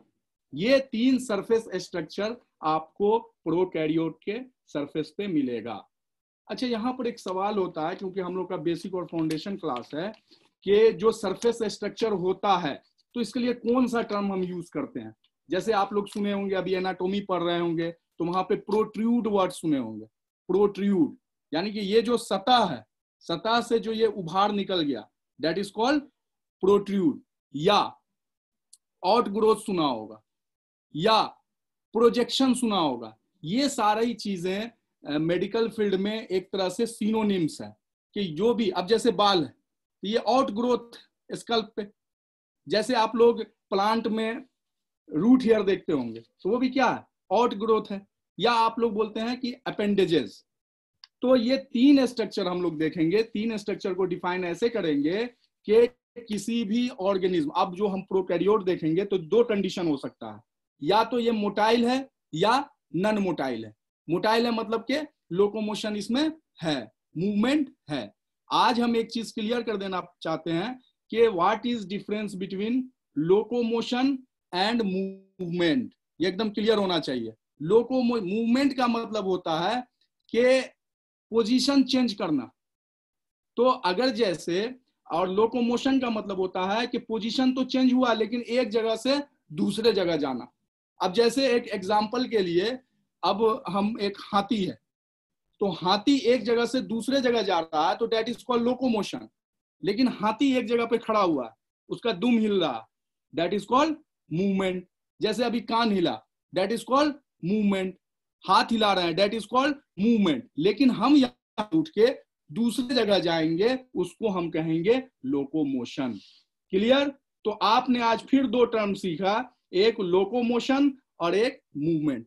दोनों में आपको फर्क एकदम समझ में आना चाहिए, डिफरेंशिएशन आना चाहिए, differentiation between locomotion and movement. तो ये जो फ्लैक्सिला है, स्ट्रक्चर है, ये फ्लैक्सिला स्ट्रक्चर जो है बैक्टीरिया में किसमें हेल्प करता है, लोकोमोशन में। अब इससे 2 बात हो गई कि ऐसा भी बैक्टीरिया हो सकता है जिसमें लोकोमोटरी मतलब कि जैसे फ्लैक्सिला नहीं है तो फिर टर्मिनोलॉजी पे चले जाइए, मतलब ए फ्लैक्सिलेट, ए मतलब नॉट फ्लैक्सिला, तो ए फ्लैक्सिलेट का मतलब ऐसा बैक्टीरिया जिसमें फ्लैक्सिला नहीं है, यानी कि वो लोकोमोशन नहीं करता। क्लियर? ठीक है। अब यहाँ पर जो अब हम बार बार बैक्टीरिया वर्ड का यूज करते हैं तो इस चीज को बिल्कुल क्लियर हो जाना चाहिए, या पहले भी बताया कि प्रोकैरियोट का जो मेन मेंबर होता है वो बैक्टीरिया होता है। और इससे पहले के क्लास में क्लासिफिकेशन के बारे में बताया था कि क्लासिफिकेशन हम बेसिस पे करते हैं। तो अगर प्रोकैरियोट का क्लासिफिकेशन इस बेसिस पे करें कि जो अपना फूड खुद बनाता है, दैट मीन्स ऑटोट्रॉप्स, जो अपना फूड खुद नहीं बनाता है, दैट मीन्स हेट्रोट्रॉप्स, तो प्रोकैरियोट ऑटोट्रॉप्स भी हो सकता है, प्रोकैरियोट हेट्रोट्रॉप्स भी हो सकता है। अब अपना खाना खुद बनाता है, मेकिंग देयर फूड ओन, जो खुद बनाता है, इसका मतलब कि सनलाइट के प्रेजेंस में भी बना सकता है या किसी केमिकल का यूज करके भी बना सकता है। तो अब ऑटोट्रॉप्स दो तरह का हो गया, एक हो गया फोटोसिंथेटिक ऑटोट्रॉप्स और एक हो गया केमोसिंथेटिक ऑटोट्रॉप्स। केमोसिंथेटिक्स में जैसे अब सल्फाइड्स का यूज, नाइट्राइट्स का यूज, तो फिर फोटोसिंथेटिक ऑटोट्रॉप्स का एग्जांपल आपका हो जाएगा blue green alga. Blue green alga का नाम आप लोग ने बिल्कुल सुना होगा। Blue green alga is also known as cyanobacteria, और सियानो टर्म का मतलब ही क्या होता है? ब्लू होता है। क्लियर? इस तरह से डिवीजन कर दिया। दूसरे टाइप से इस तरह से भी डिवीजन कर सकते हैं कि जो एंशिएंट बैक्टीरिया है, क्योंकि हम बार बार बता दे रहे हैं ये हमारा डेमो क्लास है और बेसिक क्लास है, अगर जिस बच्चे को और डिटेल में पूछना होगा तो वो हमसे क्वेश्चन भी कर सकते हैं और हम लोग के व्हाट्सएप पे भी क्वेश्चन कर सकते हैं। हम लोग सब आंसर देने के लिए यहाँ पे प्रेजेंट हैं, लेकिन यहाँ पे चूंकि 15 दिन का ये डेमो और फाउंडेशन है तो बहुत चीजों को काटते हुए निकलेंगे, तो आप फ्री हैं क्वेश्चन पूछने के लिए, क्योंकि हम लोग को टाइम की जो है एक पाबंदी होती है। अभी हम बता रहे थे हेट्रोट्रॉप्स, ये हाँ कुछ बोल रहे हैं अबू तालिब? नहीं सर। समझ में आ रही है ना बात? जी सर जी। अब हम बता रहे थे एक है आर्की बैक्टीरिया और एक है यू बैक्टीरिया। तो आर्की बैक्टीरिया ये फिर क्लासिफिकेशन का जो है ये दूसरा सिस्टम है। आर्की बैक्टीरिया का मतलब क्या हो गया? आर्की मतलब ही होता है पुराना, आर्की का मतलब होता है एंशिएंट। इसलिए आप लोग जब आर्कियोलॉजी, स्टडी ऑफ एंशिएंट, तो आर्की बैक्टीरिया यानी कि पुराना बैक्टीरिया। तो पुराना बैक्टीरिया का अब इसका क्या डिफिनेशन होगा कि ये जो बैक्टीरिया है ये जो सरवाइव करेगा एकदम एक्सट्रीम कंडीशन में। एक्सट्रीम कंडीशन का मतलब क्या हुआ? अब यहाँ पर एक सवाल फिर होगा कि मेडिकल फील्ड में एक्सट्रीम कंडीशन, इंडिविजुअल के लिए एक्सट्रीम कंडीशन का मतलब क्या हुआ? तो एक्सट्रीम कंडीशन का मतलब हाई टेम्परेचर भी हो सकता है। एक्सट्रीम कंडीशन का मतलब, अच्छा एक चीज को और समझ लेना है एकदम क्लियरली कि कोई भी ह्यूमन बीइंग है, तो ह्यूमन बीइंग या कोई भी जो लिविंग है तो उसके अंदर स्टिमुली और रिस्पॉन्स दोनों होना है। स्टिमुली किसी भी तरह का हो सकता है, स्टिमुली इन्वायरमेंटल भी हो सकता है, स्टिमुली इंडिविजुअल भी हो सकता है। जैसे पानी बरसा, रेन हुआ, आदमी भागा, तो रेन क्या है? स्टिमुली। भागना क्या है? रिस्पॉन्स। तो जो भी हार्श कंडीशंस है, जो भी एक्सट्रीम कंडीशंस है, तो बैक्टीरिया एक्सट्रीम कंडीशन में भी सरवाइव कर जाता है। जैसे फॉर एग्जांपल बहुत साल्टी एरिया जहां पे नमक क्या है? बहुत ज्यादा है, जहां पे मैन कैन नॉट सर्वाइव, वहां पे बैक्टीरिया क्या कर रहा है? सर्वाइव कर रहा है। किसमें सर्वाइव कर रहा है? साल्टी एरिया में। अब ऐसे बैक्टीरिया को हम क्या कहेंगे? फिर हम टर्मिनोलॉजी का यूज करेंगे। टर्मिनोलॉजी का कैसे यूज करेंगे? फाइल्स वर्ड कभी भी सफिक्स के रूप में आएगा, दैट मीन्स लविंग, और हेलो वर्ड्स कभी भी अगर प्रीफिक्स के रूप में आएगा, दैट मीन्स साल्ट। अब हो गया हेलो फाइल्स यानी कि salt loving bacteria. Archie bacteria का एक टाइप क्या हो गया? Hello files. अब इस टर्मिनोलॉजी को थोड़ा और देख लें। आप लोग पढ़ते हैं हेलोजेंस पीरियोडिक टेबल में। हेलोजेंस में आप लोग बिल्कुल जानते होंगे कि ग्रुप 17 जो है उसमें fluorine, chlorine, bromine, iodine, these are known as halogens. Why this group is known as halogens? Because it producing, अभी बता दी ना, halo means salt, gens means producing. ये क्या प्रोड्यूस करते हैं? साल्ट प्रोड्यूस करते हैं। For example NaCl is salt. तो NaCl में एक हेलोजन है ना, क्लोरीन, तो NaCl जिसको हम क्या कहते हैं, टेबल साल्ट भी बोलते हैं, कॉमन साल्ट भी जो यूज करते हैं। तो हेलोफाइल्स का मतलब समझ में आ गया। दूसरा है थर्मो एसिडोफाइल्स। थर्मो वर्ड का मतलब क्या हो गया, टेम्परेचर। एसिड लविंग, तो ऐसा बैक्टीरिया जो सरवाइव कहाँ कर रहा है, हाई टेम्परेचर पे, 70 डिग्री सेल्सियस से भी ऊपर। ये चीज हो गया। अब यहाँ पर एक क्वेश्चन है हमारा कि टेम्परेचर क्या इफेक्ट डालता है बॉडी पे, क्यों टेम्परेचर बढ़ता है तो बॉडी को फीवर आता, क्यों बोलते हैं कि 105 फीवर हो गया, 104 फीवर हो गया, बहुत खतरनाक है, भाई क्यों? अब इसको थोड़ा सा डिफाइन कर देते हैं हल्का सा। आपके बॉडी में मेटाबॉलिज्म, यानी कि कोई भी बॉडी को लिविंग रहने के लिए एनी टाइम केमिकल रिएक्शन करना है, और वो 5000 केमिकल रिएक्शन आपके बॉडी में क्या हो रहा है, एनी टाइम हो रहा है। उसको हम क्या कहते हैं, मेटाबॉलिज्म कहते हैं। तो कहीं ना कहीं सिंपल वे में जो हम लाइफ का डिफिनेशन देके भागते हैं, तो क्या देके भागते हैं कि लाइफ कुछ भी नहीं है, श्योरली जो है क्या है, एक मेटाबॉलिज्म है, कुछ ना कुछ केमिकल रिएक्शन हो रहा है जो क्या दिखाता है कि हमारे अंदर लाइफ है। अब जो केमिकल रिएक्शन हो रहा है, तो केमिकल रिएक्शन क्यों होगा, बॉडी में केमिकल रिएक्शन होने की जरूरत क्या है? तो बॉडी में तो दो ही चीज होना है, या तो चीजों का बनना है या टूटना है। तो बनना है दैट इज कॉल्ड एनाबोलिज्म, टूटना है दैट मीन्स केटाबोलिज्म, और दोनों प्रोसेस अगर एक साथ चलेगा दैट मीन्स एम्फीबोलिज्म। एम्फी मतलब बोथ, दोनों प्रोसेस क्या हो रहा है, साथ चल रहा। तो कोई भी रिएक्शन होने के लिए क्या चीज की जरूरत है, एक कैटलिस्ट की जरूरत है। आमतौर पे कोई भी रिएक्शन होता है तो उसमें क्या चाहिए, एक कैटलिस्ट चाहिए। ठीक, जनरल रिएक्शन की बात की है तब। और ये रिएक्शन कहाँ हो रहा है, आपके बॉडी के अंदर हो रहा है, वहां पर भी क्या चाहिए, कैटलिस्ट चाहिए।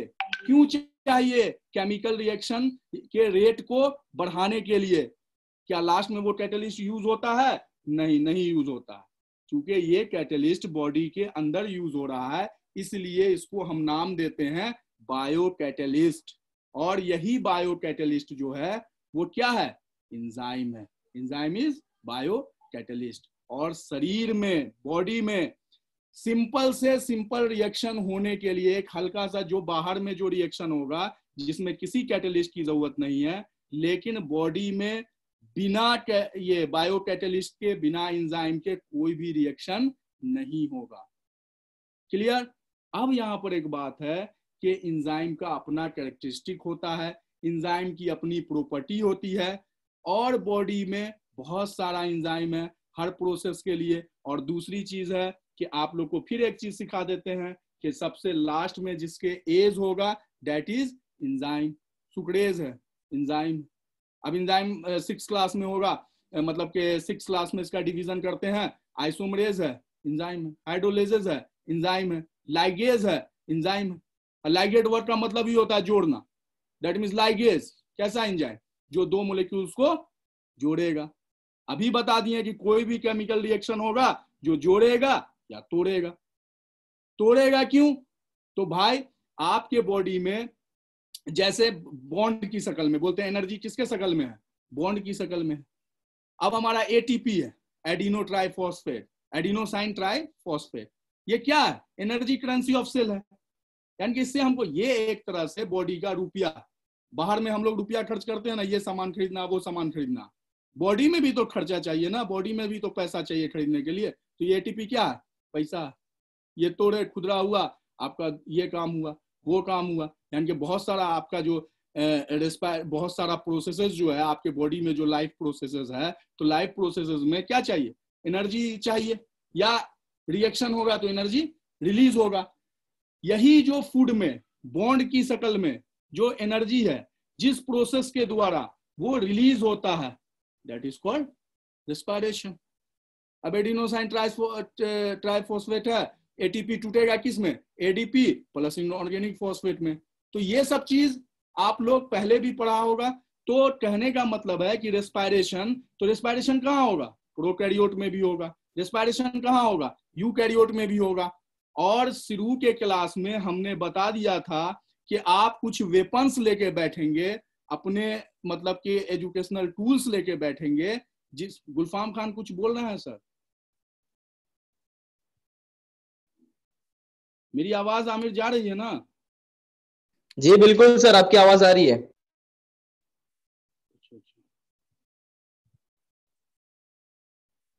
हाँ हाँ, अभी हम क्या बता रहे थे? एक मिनट, तो हम वो स्क्रीन पे ये आया तो हम समझे आवाज मेरी नहीं जा रही है।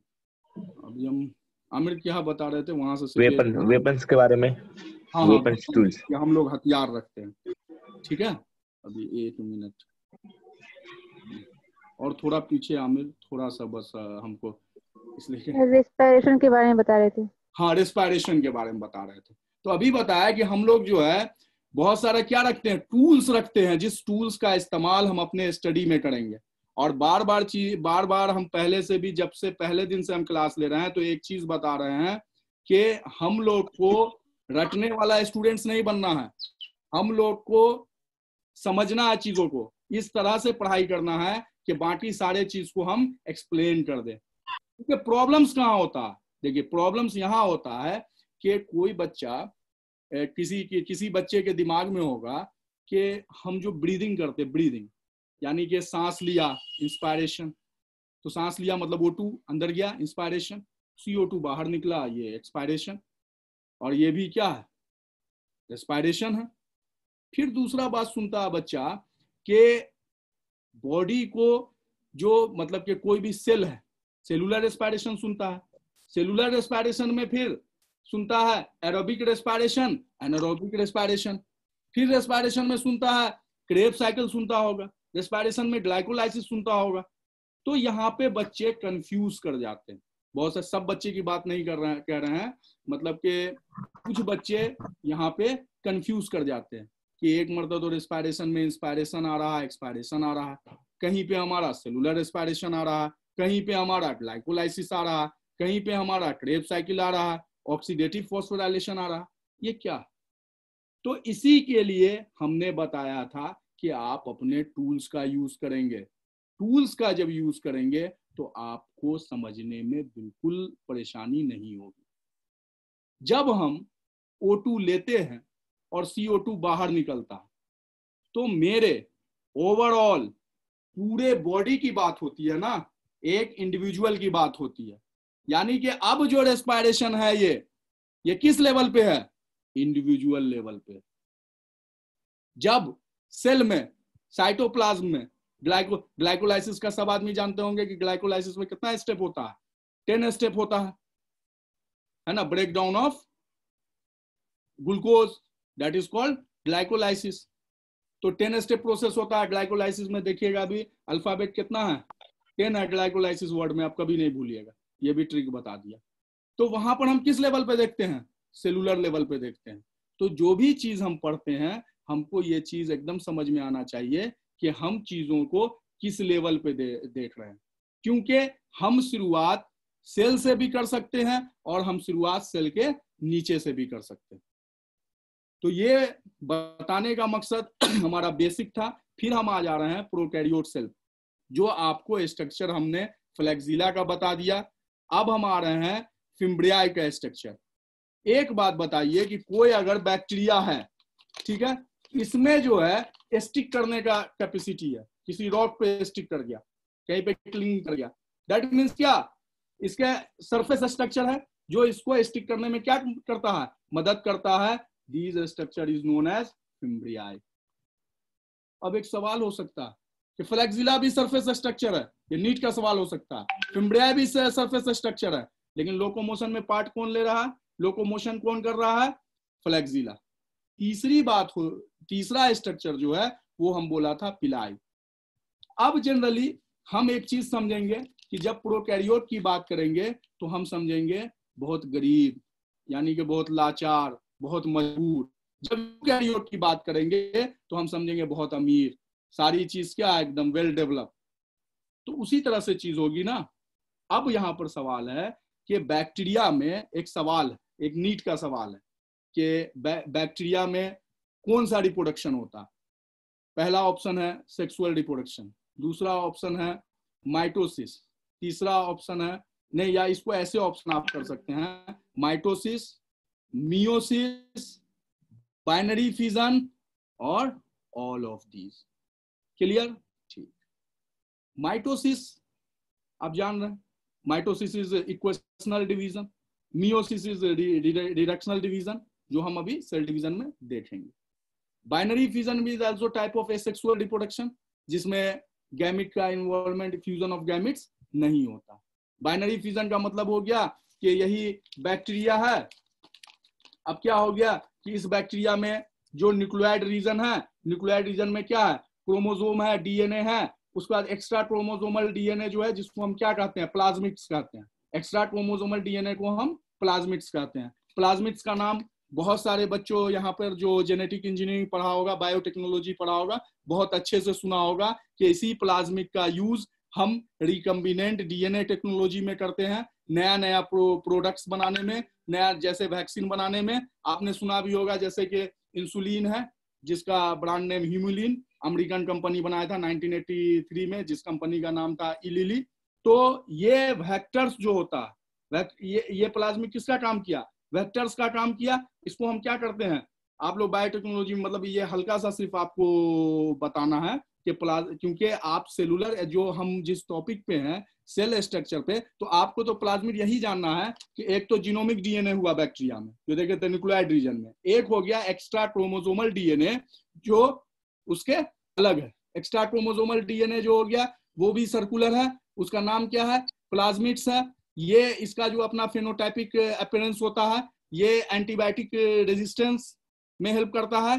इसी का यूज हम बायोटेक्नोलॉजी में, जब हम रिकम्बिनेंट डीएनए टेक्नोलॉजी का यूज करते हैं, एक पार्ट लेके पॉलीमरेज चेन रिएक्शन होता है, पूरा का पूरा क्या बनाते हैं, प्रोडक्ट बनाते हैं बहुत ज्यादा, और जिसका यूज हम ह्यूमन वेलफेयर में करते हैं।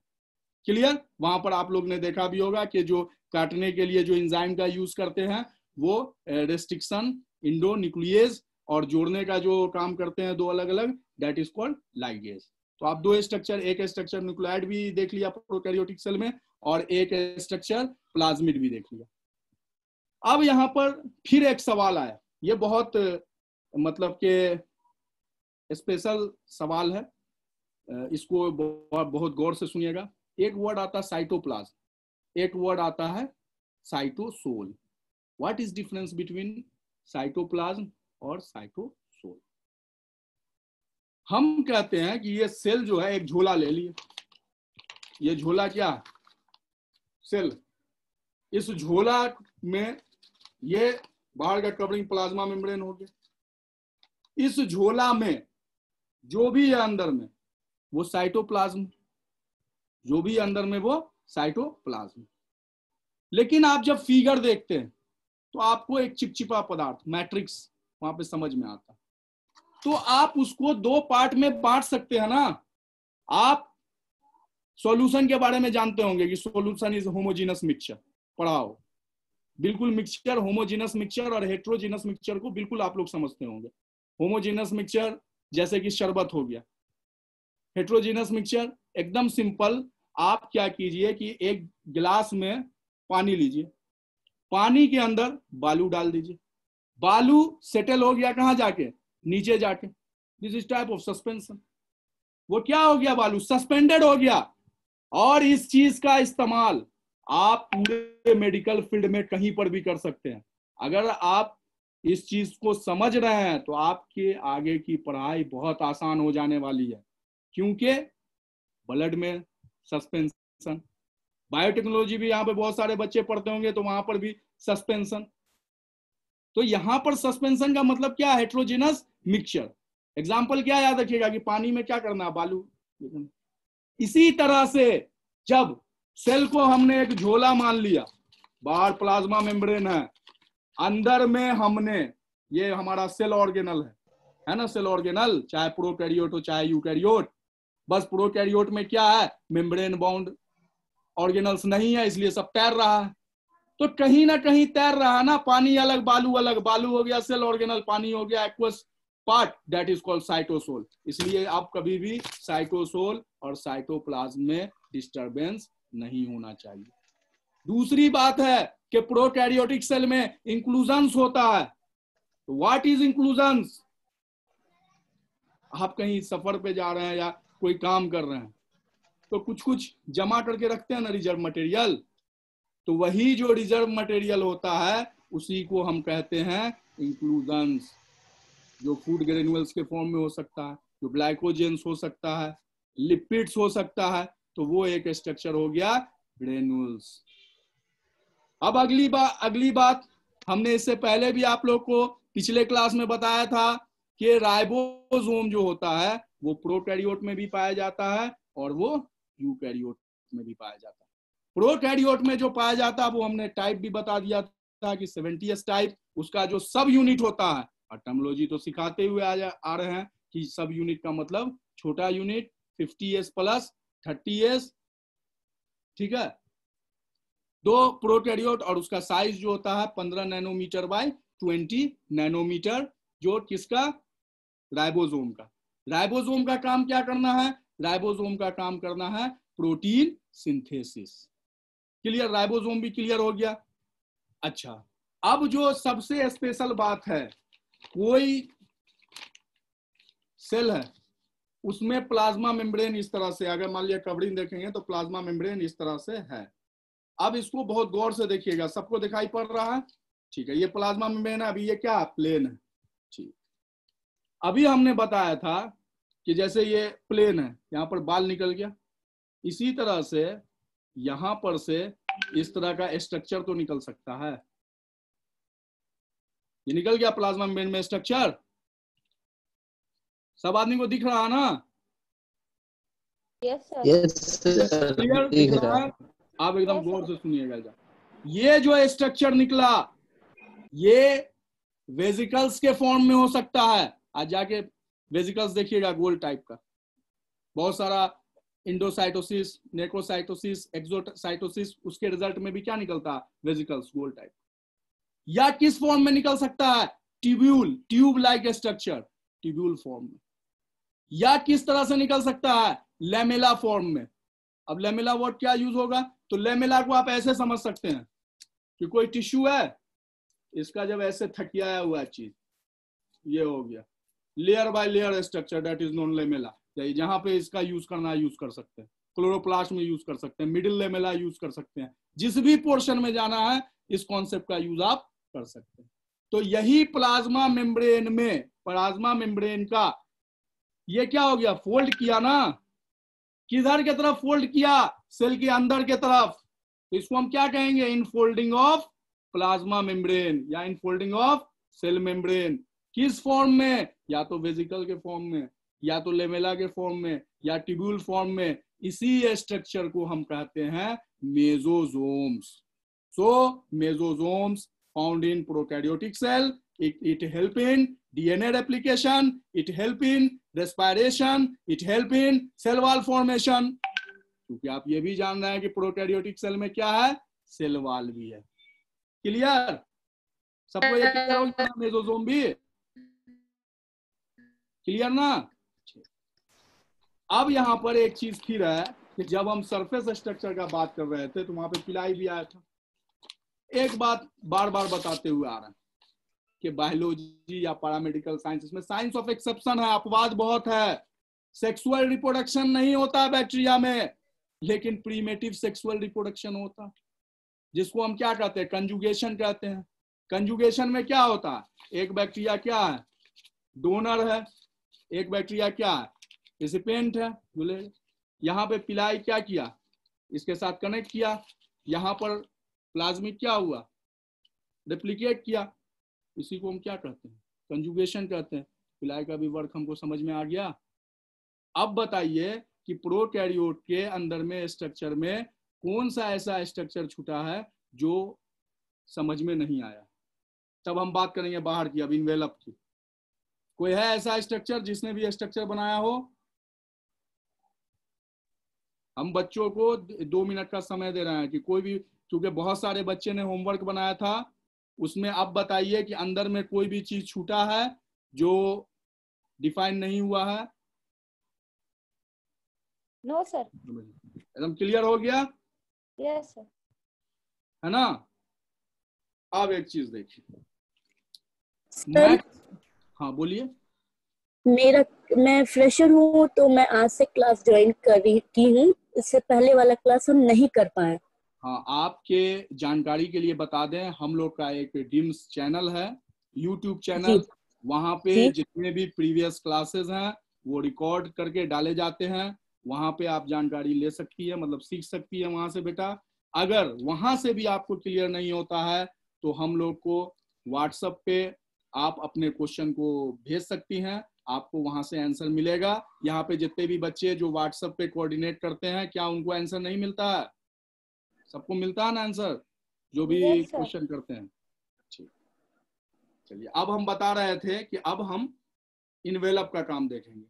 इनवेलप का काम देखने के लिए ये हम 3 पेपर लिया। ठीक, इनवेलप का मतलब क्या हो गया, सब समझते हैं। प्रोकैरियोट में मैक्सिमम, अच्छा एक चीज और बार बार बताते हैं कि जब भी बायो पढ़ेंगे या पैरामेडिकल साइंस पढ़ेंगे तो 2 वर्ड एकदम ध्यान में रखना है। जनरली, हर वर्ड में आएगा जनरली, आप लोग पढ़ा भी होगा जनरली, मोस्टली। क्यों? क्योंकि ज्यादातर में ये पाया जाता है, एक्सेप्शन अपने पीछे लेके ये चल रहा है। तो आप लोग से मेरा रिक्वेस्ट होगा सारे बच्चों से कि अभी जनरल चीज को लेके चलेंगे। जब आपकी पढ़ाई, आपका बेसिक्स, आपका नॉलेज बहुत इनहांस हो जाएगा तब आप एक्सेप्शन की बात करेंगे। अगर अभी एक्सेप्शन की बात करेंगे तो आपको आपका कॉन्सेप्ट बिल्डअप करने में दिक्कत होगा, क्योंकि हम क्लियर बता दिए कि जनरली और मोस्टली। आप बुक में देखिएगा, इस चीज को मेरे ध्यान में रखिएगा। तो बहुत सारे प्रोकैरियोटिक सेल में क्या होता है कि सेल इन्वेलप होता है। क्लियर? ठीक, सेल इन्वेलप में, ठीक है, 3 पार्ट।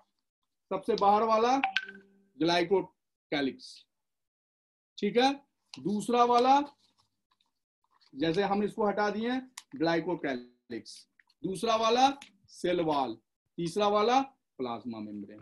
क्लियर? ये कवरिंग है ना प्रोकैरियोट का, ये प्रोकैरियोट का क्या है, कवरिंग है, सेल इन्वेलप है। सबसे पहला वाला ग्लाइकोकैलिक्स, दूसरा वाला सेल वॉल, तीसरा वाला प्लाज्मा मेम्ब्रेन। अब फोल्डिंग क्या, इसी में इनफोल्डिंग, जिसको अभी हम क्या बताएं, मेसोसोम्स। और एक टेक्निकल बात, हाँ कोई क्वेश्चन है? आवाज आ रही है? ये क्लियर हुआ ना सभी को?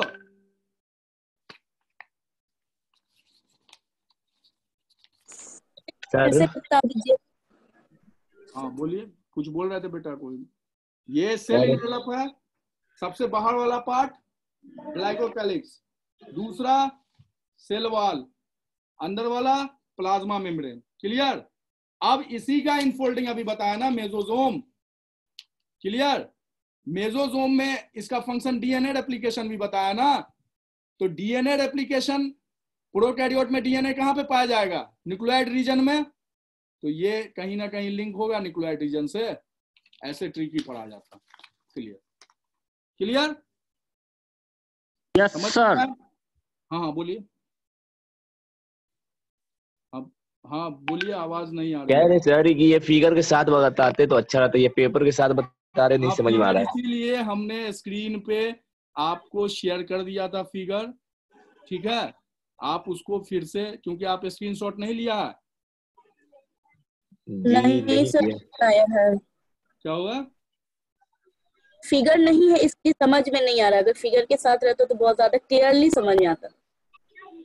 अच्छा एक मिनट, फिर से स्क्रीन पे शेयर करते हैं।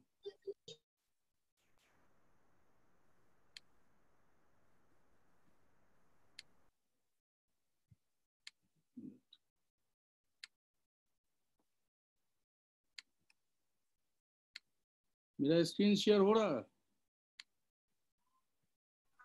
No sir. एक मिनट बेटा,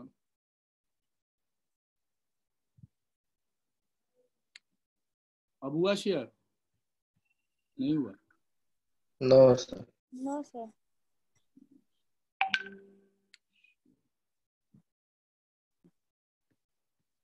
एक मिनट,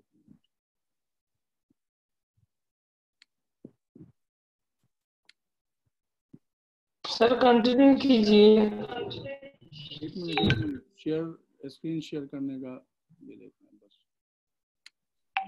अब हुआ शेयर? यस सर हुआ शेयर। ठीक है, अब एक चीज देखिए, अभी बता रहे थे ना पेपर से, देखिए मेरा कर्सर आपको नजर आ रहा है? Yes sir. ठीक है, अब एक चीज देखिए एकदम क्लियर, यहाँ पे क्या लिखा हुआ है, कैप्सूल और स्लाइम लेयर। एक मिनट सब आदमी म्यूट करेंगे और जब हम बोल लेंगे फिर आप बोलिएगा। पहला क्या है, सबसे आउटर कैप्सूल या स्लाइम लेयर। हमने क्या बताया, ग्लाइकोकैलिक्स। तो ग्लाइकोकैलिक्स में भी दो कंडीशन हो सकता है, अगर टफ है तो टफ और थिक है तो कैप्सूल, अगर लूज शीथ है तो ये हो जाएगा स्लाइम लेयर। दूसरा हम बताया था, पहला में बताया था ना कि कैप्सूल मतलब ग्लाइकोकैलिक्स, यहाँ पे है ना ग्लाइकोकैलिक्स क्या हो सकता है, या तो कैप्सूल जब टफ या थिक रहेगा, और अगर क्या लूज शीथ है तो वो होगा स्लाइम लेयर। दूसरा वाला बताया था ना सेल वॉल, मिल गया। तीसरा वाला अंदर वाला पार्ट प्लाज्मा मेम्ब्रेन, क्लियर। अब उसके बाद देखिए प्लाज्मा मेम्ब्रेन के बाद इसी का जो इनफोल्डिंग होगा, इसमें मेसोसोम फिर हम आपको दिखाते हैं, इसके अंदर जो इनफोल्डिंग होगा प्लाज्मा मेम्ब्रेन का वो क्या हो जाएगा, मेसोसोम्स हो जाएगा। अब तो क्लियर हो गया ना, अब क्लियर हुआ ना अच्छे से? जी सर। ठीक, अब दूसरा फिगर,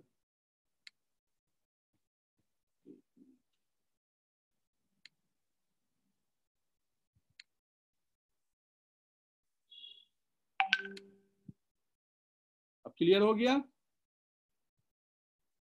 प्रोकैरियोटिक सेल का स्ट्रक्चर क्लियर हो गया ना? जी सर। सारे बच्चों को?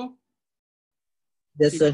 अब 3 बज गया है, इसमें अब आप क्वेश्चंस हमसे या तो यहाँ पे पूछ सकते हैं या पढ़ने के बाद हमसे पूछ सकते हैं। आप क्वेश्चन पूछ सकते हैं, 5 मिनट आपको टाइम दिया जाता है, क्वेश्चन पूछिए। क्योंकि आज प्रोकैरियोटिक सेल का मामला खत्म हुआ। अच्छा, आपके क्वेश्चन पूछने से पहले मैं एक क्वेश्चन पूछ लूं? जी सर। ट्रीटमेंट और क्योर में क्या फर्क होता है? अब जैसे आप लोग मेडिकल फील्ड में से इंटरेस्टेड हैं और मेडिकल फील्ड में जा रहे हैं, तो आप लोग हमेशा सुनते होंगे कि ट्रीटमेंट और cure. What is difference between treatment और cure? Treatment and cure, anyone? Treatment तो इलाज हुआ, ट्रीटमेंट इलाज हुआ, और क्योर? सर प्रिवेंशन हुआ, क्योर। अच्छा, क्योर प्रिवेंशन हुआ, मतलब कि अच्छा सर यानी कि अपने आप को बचाना है इस टाइप का। अच्छा, अपने आप को बचाना जो है क्योर हुआ। सुनिए एक बात, अब गौर से सुनिए, अगर कोई डिजीज कंडीशन है, ठीक है, अगर आपका हेल्थ फिर से रीस्टोर हो गया, ठीक है, दैट इज क्योर, यानी कि फिर से हेल्थ रीस्टोर हो गया। दूसरा ट्रीटमेंट क्या हो गया? ट्रीटमेंट जो प्रोसेस होता है, क्लियर। ट्रीटमेंट इसलिए बोलते हैं ना कि ट्रीटमेंट में डिले हो रहा है, ट्रीटमेंट सही हो रहा है, ट्रीटमेंट गलत हो रहा है। मतलब ट्रीटमेंट मीन्स ये नहीं हुआ कि हेल्थ रीस्टोर हो गया, लेकिन क्योर का मतलब हुआ कि हेल्थ क्या हो गया, रीस्टोर हो गया। क्लियर? Yes sir. और कोई क्वेश्चन पूछना चाहते हैं आप लोग? अच्छा, एक चीज और, मतलब कि आपको मेरी पढ़ाई समझ में आती है? कोई सजेशन बच्चों का पढ़ाई से रिलेटेड, आज जैसे पढ़ाए हैं उसमें कोई सजेशन देना आप लोग को? नो सर, सब समझ में आता है सर, अच्छा है। किसी का कोई क्वेश्चन है तो हम लोग सेशन लीव करें?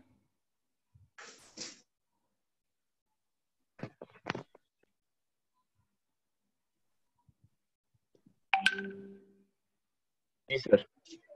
तो लीव करते हैं, ठीक है, फिर कल मिलते हैं। जी sir, thank you sir. Thank you. ठीक है, thank you sir. Welcome to all students.